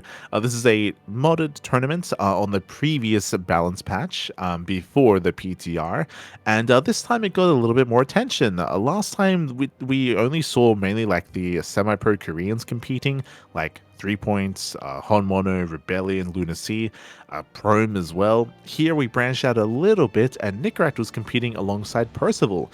In the end, Percival, he 2-0s Rebellion, he 3-0s Nicaract in the grand finals, and he does claim the event. Congratulations to Percival, but really cool to see all these other like up-and-coming Korean players competing here as well. Shout out to Joy Galaxy for hosting and running the event. Up next, that leads us into the 5.4K patch clash number 18. This is a modded tournament specifically on the patches mod. So this is a very, very unique mod. It's very overwhelming. There's a bunch of changes, a bunch of updates, a bunch of upgrades. It's a very, very different kind of version of StarCraft. But here we have Nihed. Nihed takes down Mandega, 2-0, takes down Honmono, 2-0, takes down Mixu, 2-1 as well. Mixu, he was off racing. I believe this is a MMR restricted event. Yes, no? No. No, it is. Yeah, 5.4. Yeah. So Mixu, he did off race as Terran to compete in the tournament. Likewise, Homeowner didn't off race. That's kind of weird. I'm sure he did. Otherwise, he would have blazed his way through. Yeah, we'll have to check the. We'll check some of the races here, but I'm pretty sure he did off race. Defmar is the off race as well. Hushang also, I believe, off race as he's usually Zerg. But regardless, Nihed, he takes down Homono 2-0, takes down Mixu 2-1, and takes down Mixu 3-2 in the grand finals, and all the way to the ace match. Does claim the series, the tournament. GG. GG all played. Congratulations to Nihed for winning the event. And again, shout out to Patches for running this tournament as well. It's a very unique custom mod. It's crazy. It's wild. It's insane. It's a little bit overwhelming, but do check it out. It's a lot of fun. It's a lot of fun. I know that Pig has been having a blast with that mod. Up next, we did have the Amateur League Weeklies. The Initiate Weekly, this is for Bronze to Diamond. This was the monthly edition, it looks like, which I believe is seeded. Not entirely certain. No, the monthly edition is the one that's in the NA time zone, because the regular ones are in the EU. Okay. So this is the monthly edition. Here we do have our regulars. We have Checo, we have Jackals as well. Checo takes down Jackals 2-0 initially, then they have a rematch in the grand finals. Checo does take down Jackals 3-2 to become our champions. Congratulations to Este Checo. Up next, we did have our Veteran Edition. This is for Diamond 3 to Diamond 2. Here we had Sugarcoat. Sugarcoat the second, he takes down Clefudus, it takes down Mr. Fister, takes down Wick in the upper bracket finals, and does have a rematch, and he 3-0s. Wow, Sugarcoat, he doesn't drop a single map except for against Clefudus in the first round. Impressive run. Very impressive run here from Sugarcoat the second. GG well played. That leads us into the Prestige Edition. This is for Diamond 1 to Masters 2. A bit of a smaller bracket here, unfortunately, but again, I'm sure it's because of the time zone. Typically, we do see a lot more European representation. So Zigger takes down Mathix in a walkover win, takes down Boreal 2-1, and takes him down 3-0 in the grand finals. That's a big win for Zigger. GG. GG well played. It does claim the win. That leads us into our monthly tournament, a Bronze to Diamond up to 4.2k MMR. For this event, we did have Meisenhower making his return after a long hiatus. If you remember Meisenhower, he was recently announced to be a part of the SC for All broadcast. He's going to be a part of the event. I think he's going to be joining as like an analyst or just joining the casting couch. But he takes down Roxas 2-0, takes down Pretty Fly 2-0, and takes down Libre 3-0 in the grand finals. Impressive run there from Eisenhower. Again, for those who don't know, he used to be a writer on TL, and he has been gone for a long time. Like, it's been like 3-4 years since he last was active. I want to say I recently saw an article by him, but I don't know if it's a new article or if it's just something that popped up. No, I think he did. I think he did create an article recently, related to, no surprise, but I think it was related to Sue. To be honest, I think it was like a more of like a nostalgia piece, if I remember correctly. Oh no, I know I have to find it. Where was it? Okay, no, I can't find it. I would have to look for it. No, yeah, but he did have an article recently. But again, as I mentioned, I think it was like more of a. I think was it on Rain? Did he write the Rain article? Or was that Wax? If you remember, Rain had an article recently.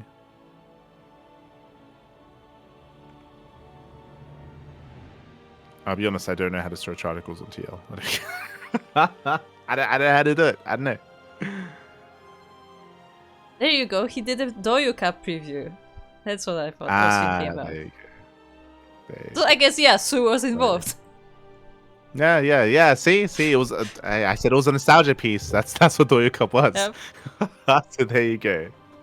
It all is pieced together. But yeah, Meisenhower does take down David at 3. Really, that's the only reason why Meisenhower wrote it, because Sue was involved. Unironically. I'm saying, like you said, that like, oh, he's just writing for Sue, and Sue was involved in Doyu Cup. Yeah. There you go. Congratulations to Meisenhower for claiming the win. That leads us into the Diamond League June 2026 Invitational. Okay. Featuring Blue Knight. I see Maffer. I see Winty. I see Battle Beast. Legoland Man. Bali. I see Old Lady. Furious Droid. A lot of regulars. Tonsi as well. I see a lot of regulars in the amateur scene. We had a group stage into the playoff brackets. Coming into the main event here, we did have a Mule Boy, a player that I'm very unfamiliar with. So Mule Boy took down Old Lady 2-0, took down Lutrax 3-0, took down Tonsi 3-0, and takes down Furious Droid 5-1 in the grand finals. GG well played. Strong showing here from Mule Boy. This did take place throughout the course of June and actually took place in both versions of the patch. That's kind of crazy. But regardless, GG well played. Congratulations, as he does claim the win over Furious Droid. This is a tournament that I'm very unfamiliar with, but have they been running the event this year? No. Apparently, this is the only event that they run in 2026. Yeah, Okay, so thank God. They used I to was be a little way bit more afraid that maybe we active. missed. Yeah, they Yeah, I used was to a be little way bit. more active, but nowadays it seems like it's more like occasional tournaments. Yeah, I was a little bit concerned that we maybe missed like a previous monthly because the name has June in it, so it's like, oh, it's just like a monthly thing, but apparently not. So, I mean, hopefully we get to see this on a more regular basis. Best of luck to the DLC organizers.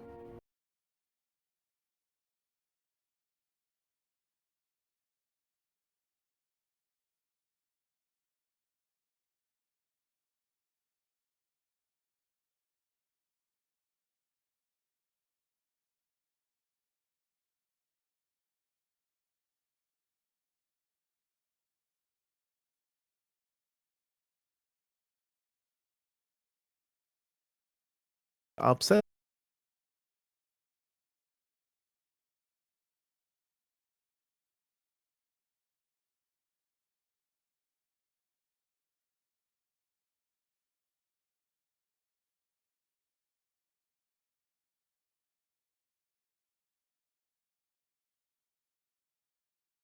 Exiled.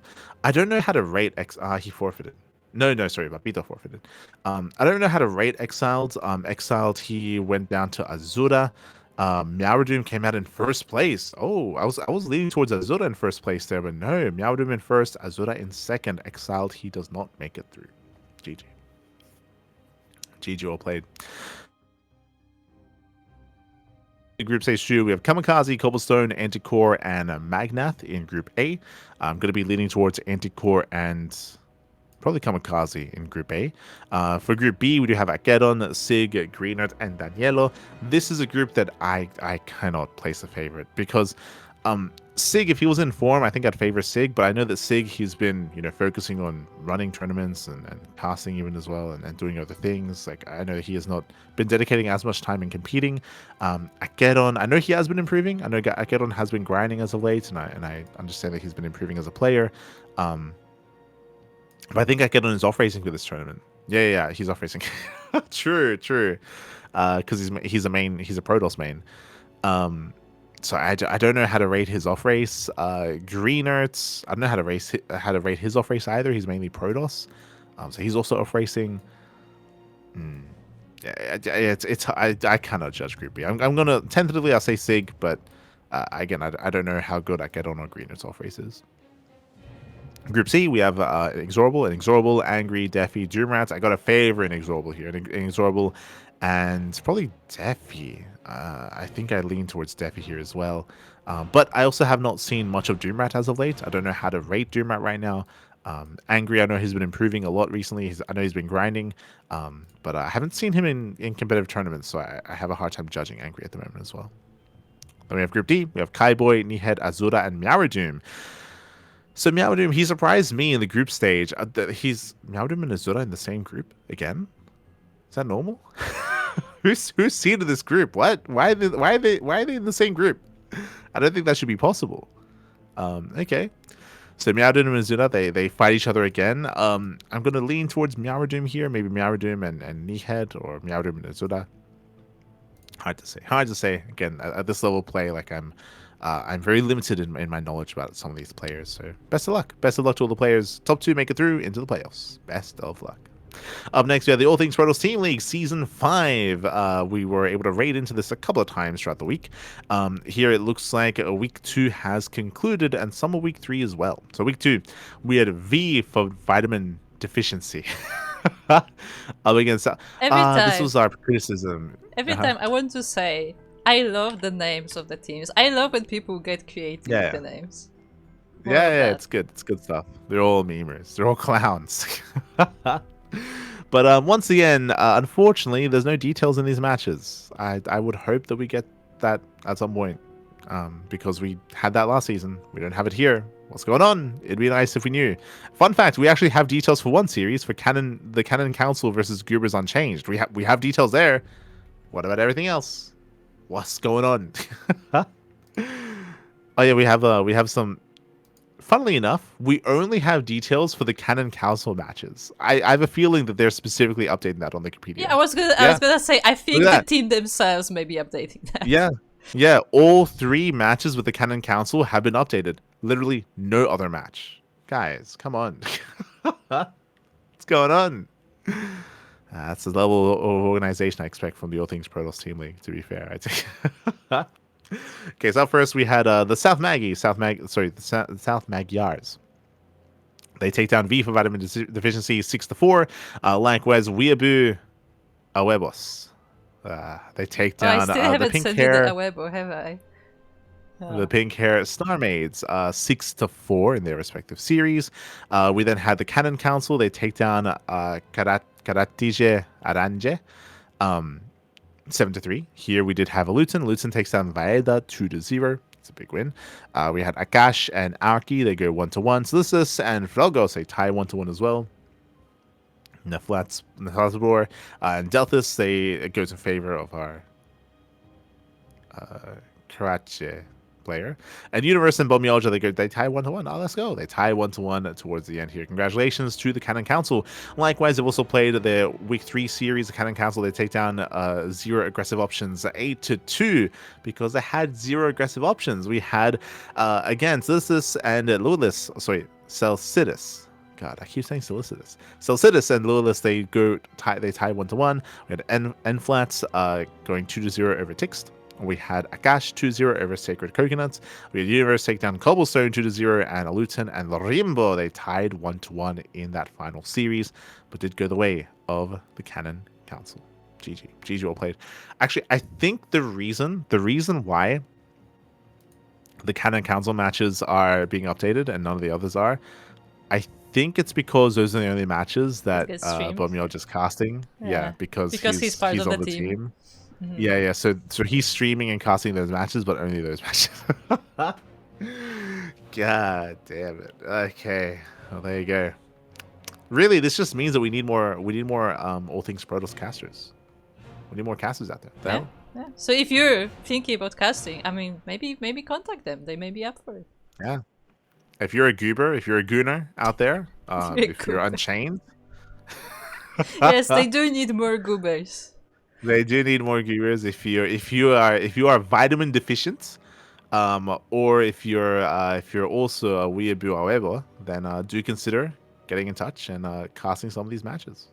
There you go. I will say, I am holding back so much not to start making the Awebo noises. It's too addictive. No.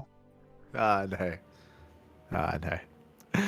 Up next, we have the StarCraft II Community Team League 2026 Spring Regular Season. I believe we had the final week. Yes, the group stage has finally wrapped up, and the final results are in. Starlight Twinkle, they take down Kalada 5-1. We had Team Hiss taking down Fairy Thug 6-0. We had Elpis Esports taking down Protosebest 6-0. Our Stardies, they take down Leor 6-0. Super Puppy, they take down Little Fairy 4-2. That's a big win for Super Puppy. But if you remember, we did hear, of course, that Little Fairy, I believe they lost Mixu. I think Mixu announced that he was no longer on the team. I think it was Mixu. Wasn't he on and PC? I didn't see. Yeah, maybe I'm thinking PCC. They lost someone. They lost Shameless. Where's UD Soldier? Where is the ace player? No UD Soldier here in the lineup. They went 1-1 with Karma Prime and their opponent. They went 1-1. We did have a forfeit in the second round, and then we had Ear as well as his opponent tie 1-1 as well. So big win for Super Puppy. Meanwhile, Elpis 3, they of course were disqualified. Super Kitty, they take down Rookie Warpgate 5-1. And Team Old Men take down Toho Project 6-0. GG, well played. That's a big win for the Old Men. And with that, so that means that we have our final standings here. We have Elpis coming in first place, Super Kitty in second place, Old Men in third, PCEC in fourth, Toho Project in fifth, Solid Twinkle in sixth, Super Puppy in seventh, and Little Fairy in eighth place. We did have our top 8 players. Astartes, they barely didn't make the cut. They barely didn't make the cuts. They were so close with an even scoreline, but map score was in favor of Team Little Fairy. Astartes had to win that final series. They did win 6-0, but they also needed Little Fairy to lose a little bit harder, and alas, Little Fairy did lose, but not as hard as they needed them to. That is such a Okay. funny phrase. They needed him to lose harder. They did. They That's did so need them to bad. lose harder. They also needed Super Puppy to lose harder as well. As Super Puppy, they won their series against Little. That's true. That's what happened. If Little Fairy had beaten Super Puppy, then Asadi's makes it in. Yeah, yeah. They needed a Little Fairy to win over Super. They needed Super Puppy to lose. So very unfortunate there. Very unfortunate for Asadi's as they barely do not make it out of the group stage, which means up next playoffs. Playoff bracket is going to be up next. We have our top 8 teams in all of China. They're going to be facing off the playoffs, and the playoff bracket is already seeded. It's already seeded. So as you can see here, we have Super Puppy versus Little Fairy in the first round. That'll be played next week. Next week, Pappy will be there. So look forward to that as we'll be keeping you updated with all the matches. Looks like, again, I don't know who covers this event, but yo, they got all the admins. They got Bilkun, they got Dol, they got Sarutobi, they got Sayo, they got all the admins. They got the A team working on this event, which is understandable because there's a lot of matches. A lot of matches, a lot is going on. Wish them the best. Wish them the best. That leads us into our regional events. Up first is going to be the StarCraft II Weekly Open Tournament. This is the Chinese weekly event on a regular basis, which has quote-unquote replaced Sunrise Cup. For this event, we did have Cyan, and I believe that is Silky, I believe. If I'm mistaken. Is that Silky or Nanyu?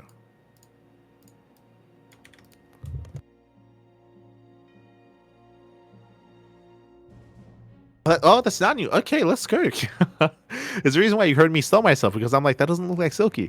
Nanyu takes down Misaki 2-0, takes down Sarah Kerrigan 2-1, and takes down Cyan 2-1. That's the patch coming into play. I'm not gonna... Oh my god. As Nanyu pops off, takes down Cyan. Typically, we favor Cyan or Lemon. Lemon went down early. Whoa. That's Silky. Lemon went down in the first round. That's crazy. Yeah, that's Silky. So Silky takes on Lemon 2-0 in the first round, and then Silky forfeited versus Sarah Kerrigan. I believe that's Sarah Kerrigan. Let's see. Yeah, that's Sarah Kerrigan. So, otherwise, I would say that Silky would have been favored. Silky would have been favored, but Silky forfeited after beating Triple H. In the end, Nanyu was able to get the win over Sarah Kerrigan, over Cyan as well, and over, is that Nanami? No, that's Keyboard Warrior. GG. So Nanyu, big win for Nanyu. Big prize pool as well. I believe their first time winning the StarCraft II Weekly Open. GG. Congratulations to Nanyu. Congrats. That leads us into the Legacy Weekly Japan. We're ready for some Tapioca. We're ready for the boba. Here it is. Tapioca takes down Psyark 2-0. Takes down Future 2-0. Takes down Raven 2-0. Takes down Jacko 2-0 as well. Big win here for Tapioca. GG. GG will play. They do claim the win. That leads us into the Bassus Big Bang Bouts, number 121. We had 3 show matches taking place. We had the fun one between Musti and Killer B. They're both casters. This was a caster match, right? Like Musti and Killer B, they both organized tournaments. Like Killer B, he's done we've covered some of his tournaments recently. Musti as well, right? I think he does the Yamato Cup, if I'm not wrong. Yeah. They both host their own events. So we had a bit of a caster showdown here, and Musti takes on Killer B 3-1 in the TVT. Does take him down. Likewise, that then takes us here to the good one, which was Christiana versus Shameless. Yo, that's a huge win. Shameless takes on Christiana 3-0. Usually we expect it back and forth. That was a dominant showing here by Shameless. That leads us into the Basilisk one. ZVZ between Serral and Reynor. Sorry, Serral and Rogue. And Rogue takes on Serral 3-2 in the best of 5. Again, ZVZ is very chaotic, very dynamic at the moment. Serral, this is also his weakest matchup, and Rogue brings him down.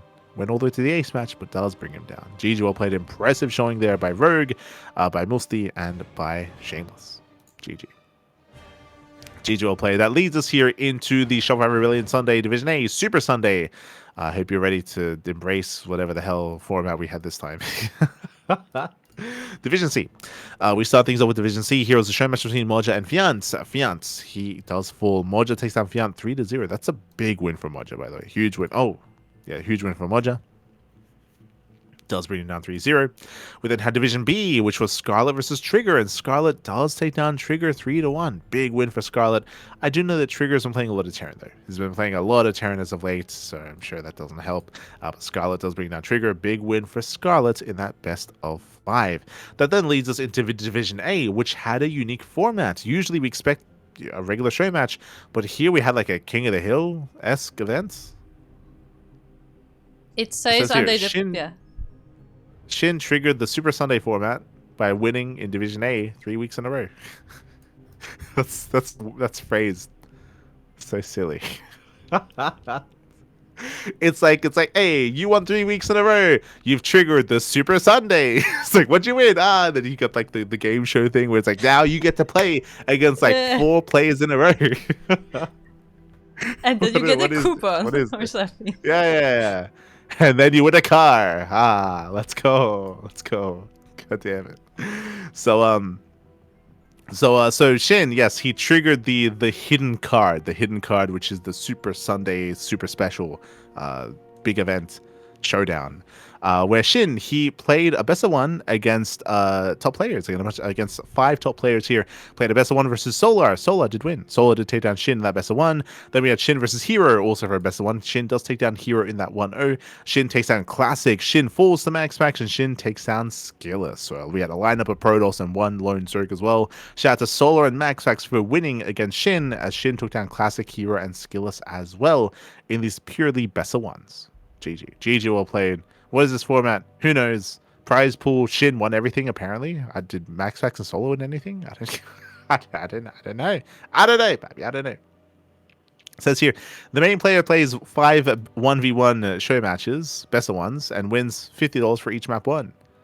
The challenger beating the main player gains an invitation to the next event. So Max Max and Solo don't win anything except for the ticket to the next Super Sunday, Super Showdown, Super Bowl. God damn it. Okay. I said it before, I will say it again. Every week this happens, like the Wikipedia editors are scrambling. Like, does anybody know what the format actually is? And then like there are like 3 different versions. The format is just vibes. It's just vibes. It's just whatever Hearthstone wants, whatever he wants. It's fine. So hey Hearthstone, what are we doing today? He's like, we're super. Then he like calls up the players. I'll slip into some DMs, and then whoever responds, that many will play tonight. By the way, I will say there was one Hearthstone thumbnail on YouTube that actually I found funny. When he has like, oh, look at this pro player doing this crazy thing, and it's like, and he has like screenshot as if it's like Discord messages. And it's like, Serral, no, sorry, it was like Reynor, and then like there was like Clem, and then there's Maru. Hearthstone, please stop messaging me. I'm not your friend. Yeah, that was the thumbnail for. He was adding Serral because Serral he wasn't worker splitting correctly. Yeah. He was, I just thought that was actually kind of funny. No, yeah, it was a fun thumbnail. It's good. But up next we do have the OSC. The OSC Elite Rising Star number 20. The new season is upon us. Let's go. We covered day 1. of the event. And in day 1, again, for those that are curious, this is a big tournament for the rising talents in StarCraft. Basically, players that have achieved too high placements in tournaments are ineligible. That's why this tournament does not feature Clem, or Serral, or Reynor, or Bjorn, or Scarlet, or Trigger. Players that have achieved too high placements in regional tournaments and big major events as well, they are ineligible for this event. So we get to feature and showcase the up-and-coming talent. Players like Baby Marine, Hon Mono, Inexorable, Milky Cow, Moja, Lelix, MinoVK, Sebestes, UED Soldier, Vaeda, Gigi Machine, and many, many others. So they all get to face off here in this tournament. Double elimination brackets. This event usually lasts around 3 months. Around 3 months is the length of this event, just because so many matches are played and every match is casted. The first day did wrap up, and we had some upsets. The first big one, do you recall we were giving some praise to Moja earlier in the Super Monday, Super Sunday showdown, Hearthstone Invitational Ultra. Moja took down Fiant. He took down Fiant 3-0, and here he takes down the reigning champion, Shameless. Shameless, he's the reigning champion. He's favored to win this event, and he goes down to Moja very early in the tournament. GG. GG well played. A huge win here for Moja, taking down Fiant earlier and taking down Shameless here as well. Big win. Big win for Moja. As again, Shameless, he was the best player. He was the number one seed of the tournament, and now he's knocked down to the lower brackets. Meanwhile, Moj, he's going to be going up against Sebestis in the next round. Meanwhile, Fiant takes down Honmono 2-1, G's Machine takes down Hatsul, Mini Zurich takes down Defiance, and we have Jumi versus Milky Cow and many other matches coming up in the coming weeks in the coming season of Rising Star. Best of luck. Best of luck to all the players. We'll be there to cover it as much as we can. Up next, we have the OSC Mid-Season Playoffs number 1.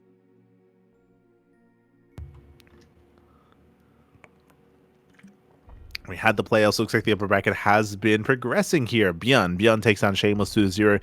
Kira takes down Skillus 3-2. Whoa, Skillus. Look at that. Able to take some maps off of Cure. Very impressive. I was favoring Cure for a 3-0. Wait, why is that a best of 5?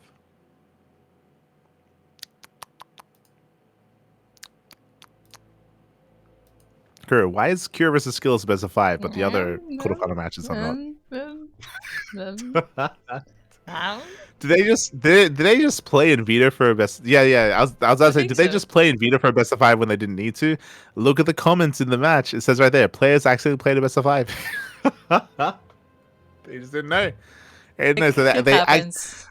This is such a shame, because technically in a best of 2, sorry, in a best of 3, Skills would have won. He won the first 2 games. They didn't have to play a best of 5. He would have 2-0'd. So that's very unfortunate, actually. Very unfortunate. But regardless, congratulations to Cure for pulling off the reverse sweep and for taking down Skillus. Apparently they did not have to play best of 5, but they accidentally did. It happens. Players, they didn't know what they're playing. They just play games. That's what they're here for. With that, Solo takes down Showtime. Max Rex takes down Percival as well. In the end, we do have Max Rex versus Solo in the upper bracket, and Beyond versus Cure as well. Likewise, lower bracket has also been progressing.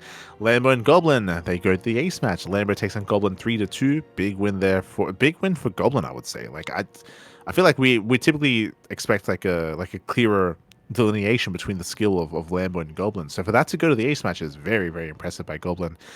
Cham takes down Young Yakov 3-2. We likewise have Harsum taking down Art 3-2. Also into the ace match once again. I would say the Art, very impressive play here from Art to force Harsum to the ace match. And impressive play out of Iba as well to force Christiana to the ace match. Oh my god, all these ace matches. But GG. GG well played. With that, we have Shameless versus Lambo, Skillus versus Cham, Percival versus Harsum, and Showtime versus Christiana. Best of luck. Best of luck to all the players. Whether or not we cover this event, hard to say. I would say that Wardy typically has priority. If he covers it, he covers it. If he doesn't, then we'll be there, of course. We'll see. We shall see. Up next, we did have the OSC King of the Hill, number 255. We've had so many King of the Hills. Here we had Bjorn. Bjorn, he did, I believe, kick things off as the King of the Hill. He takes down Honmono 1-0 before falling to Percival. Again, Percival's TVT is beastly. Takes down Bjorn in the best of 1. Takes down Nightmare, but falls to an unlikely of challengers. Falls to Letalix. Okay. Lelix does bring him down 1-0. Jimmy takes down Lelix right thereafter. Then Moja Popself takes down Jimmy. So we just go back and forth and back and forth. Moja takes down Jimmy. Cristiano takes down Moja. Cristiano goes on a bit of a win streak, taking down Moja, Shameless, and Mana. And then Cure does look to close it out. Takes down Cristiano, Nickract, Fiant, and Luna C. And remember what we just said about Percival in his Beyond series, how Percival has some beastly TVT. The validation, the confirmation as he takes down Cure as well. Again, specifically because Percival plays so much TVT from the Korean scene, his TVT has improved significantly. Like he goes toe-to-toe with Beyond and Cure in best of 3s on a regular basis. He does trade with them. Sometimes Percival wins, sometimes Cure, sometimes Beyond. So big wins here for Percival, takes down Cure, ends the win streak, and ends as the King of the Hill, taking down Christiana at the very end. GG. GG well played. Percival, he does claim the final win, and he's going to be our final King of the Hill. GG. GG well played. Congratulations here to Percival, as he's going to be invited to be the starting player next week. Up next, Kung Fu Cup. Kung Fu Cup number 14. Once again, we are deep in the new version of the game, in the new patch. Shinny pops off, he takes down Lambo 2-1, takes down Byun 2-1, takes down Ryung 2-0. Ryung took down Hero? Ooh, that's a rough one. Esther Ryung, he takes down Zound as well. Yo, the caster takes down Zound on onside. Ay, Esther Ryung, calm down, Papi, calm down. Leave your players alone. So Ryung takes down Zound 2-0, takes down Ryung, takes down Hero 2-1. Shin takes down Ryung, and then we have the grand finals. Clem had a good run, taking down Nightmare and Classic. But alas, in the end, Shin takes down Clem 3-1 in the finals of Kung Fu Cup number 14. GG. GG will play. That leads us into the Vespine Cup. Vespine Cup number 1. This is the first edition here of potentially a new regular tournament. Whether this becomes a weekly, a monthly, a semi-regular event, hard to say for certain just how often this event is going to take place. But again, this was covered by, I believe, Dave. Yeah, Dave Testa and Dave Steadfast did cover the event itself. The Dave brothers. Cover the event.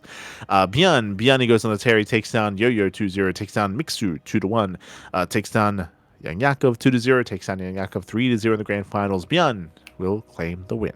GG. GG will play, does claim the win, does claim the event. Actually, there might be a little bit more information here on the announcements.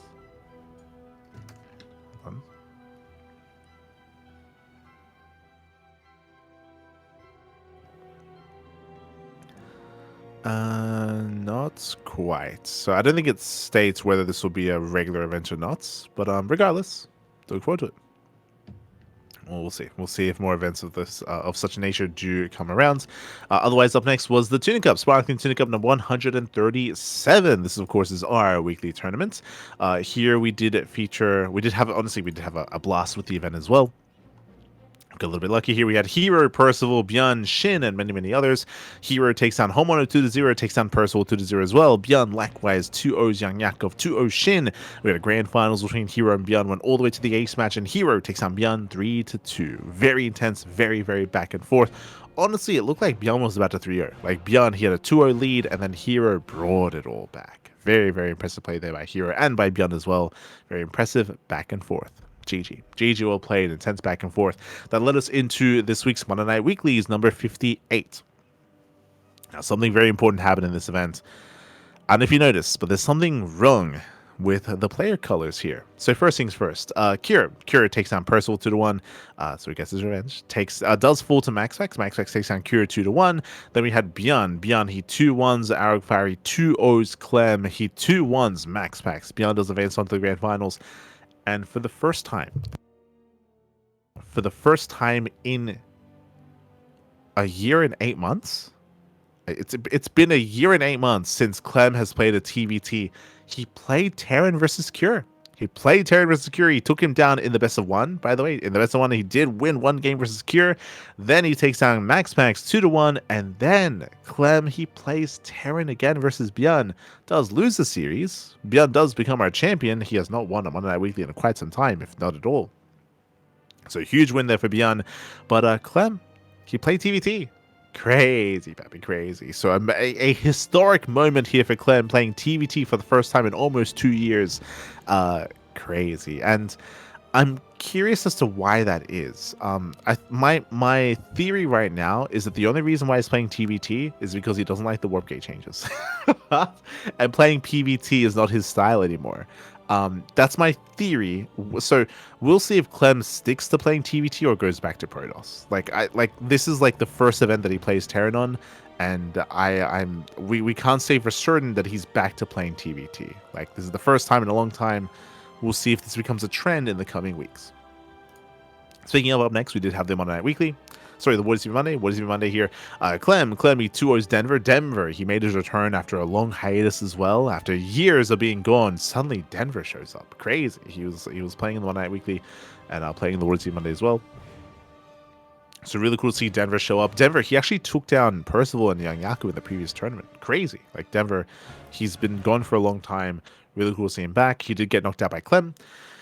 Clem, he 2-0 Denver, 2-0 Nightmare, 2-0 Shin, and then he goes up against Solar in the grand finals, takes him down 3-0. Very, very impressive run here by Clem. Clem, he was hyper aggressive. A lot of aggression, a lot of tenacity there by Clem.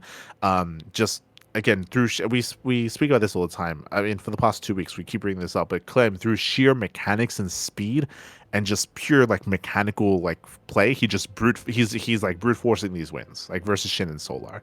It's very impressive. It's very intense. There's a lot of action, a lot of intensity. It's not easy to replicate this. I don't like from what I've observed so far.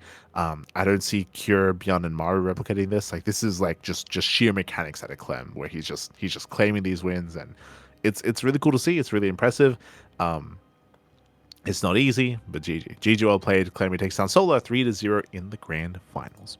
That leads us into the Picasso Cup. Picasso Cup here, and we spoke earlier how Clem played Terran for the first time in One Night Weekly. For the second time, he played in Picasso Cup. Did play in Picasso Cup. Kira takes down Beyond 2-1. Kira takes down Clem 3-1 as well. Honestly, Kira had a really dominant showing there. Remember, Clem only beat Kira in the best of one in the Monday Night Weekly. Here they had a proper series, and Cure was looking dominant. Like we were fortunate enough to cover this earlier today. And Cure, he was looking dominant. He takes down Clem 3-1. Max Pax takes down Hero 3-1. Hero did play Terran, by the way. He did switch to Terran in the final game, which was very, very exciting, and did not work out at all. But here did mix it up, did play some Terran. Max Pax takes down Hero 3-1, and then we have Max Pax taking down Cure 3-2 in the grand finals. Cure, he was up 2-0, I want to say. No, sorry, we had it back and forth. Max Pax and Cure, then Max Pax and Cure. It was a very fun, very dynamic series. In the end, Max Pax does claim the win over Cure. GG. GG, well played. And with that, that wraps up our weekly Open Cups for the week. Again, with Björn, with Hero, and with Max Pax claiming their wins. Björn, Hero, Max Pax, and I think I missed one. Beyond here, Max Pax and Clem, I should say, they do all claim their wins.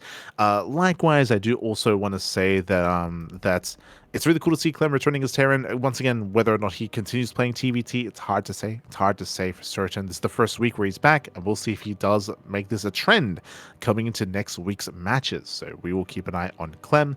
And likewise, when it comes to current state of TVZ, we've been seeing it for the past couple of weeks now, where like hyper aggression, hyper like all-in play essentially. And Clem, he was able to get the win here. But at the same time, as we did emphasize during the cast of Clem versus Solar, the moment, like it's very much on a knife's edge, and the moment where it starts to fail, like it very quickly swings hard in favor of Zerg. Solar, he was definitely frustrated in this series, but Solar made a lot of mistakes as well. So we'll see. We'll see how that dynamic unfolds. And again, we're still waiting for the next patch to arrive, whether it's this week or next week. We'll see. We'll see when the hotfix does land. Meanwhile, if you want to play in some of these tournaments, you can do so via the sign-up list. Exclamation mark sign-up list in the chat. Our sign-up list, of course, does provide links to all the upcoming events. Kung Fu Cup was just now going on. We do have the MSO, STC, World TV Monday, KSL is going to be on the horizon as well. So plenty of content, plenty of events. You can take part yourself in the sign-up list. Likewise, if you want to support our tournaments, you can do so via Patreon, patreon.com/CranKy Ducklings. Our Patreon does fund our tournaments on a regular basis, and you can also receive replay packs for our events via our Patreon as well. All via Patreon. So you can help support us if you wish to help us grow our tournaments, as we do host events on a regular basis, weeklies and monthlies. And again, you can help us boost those prize pools and grow the tournaments even further, if you wish. Otherwise, thanks for watching. Otherwise, we're going to be wrapping up here. Again, when it comes to the rest of our schedule, we are going to be back tomorrow. Tomorrow for, I believe, Crank Gathers. No. Kung Fu Cup. We're going to be covering Kung Fu Cup tomorrow evening. It's going to be a replay cast, and Crank Gathers will be on Friday and Saturday. So Crank Gathers is on the horizon. Kung Fu Cup will be tomorrow. So plenty of content, plenty of StarCraft will be held. Otherwise, we'll see you guys. Hold on. I have a quick note. From the production. If there is some tournaments of news or content related to StarCraft that you don't see feature on the podcast, but you think should be here, then feel free to post in our Discord. That does help us collect the information for the next episode, especially because social media is a bit difficult right now. Let's put it that way. For sure. So you can help us out. You can help share some news, and we'll collect it to bring it to you here every week on the PondCast. Otherwise, thanks for watching, and we'll see you guys next time for some more StarCraft. See you tomorrow or the day after. Till then, ciao. Thanks for watching.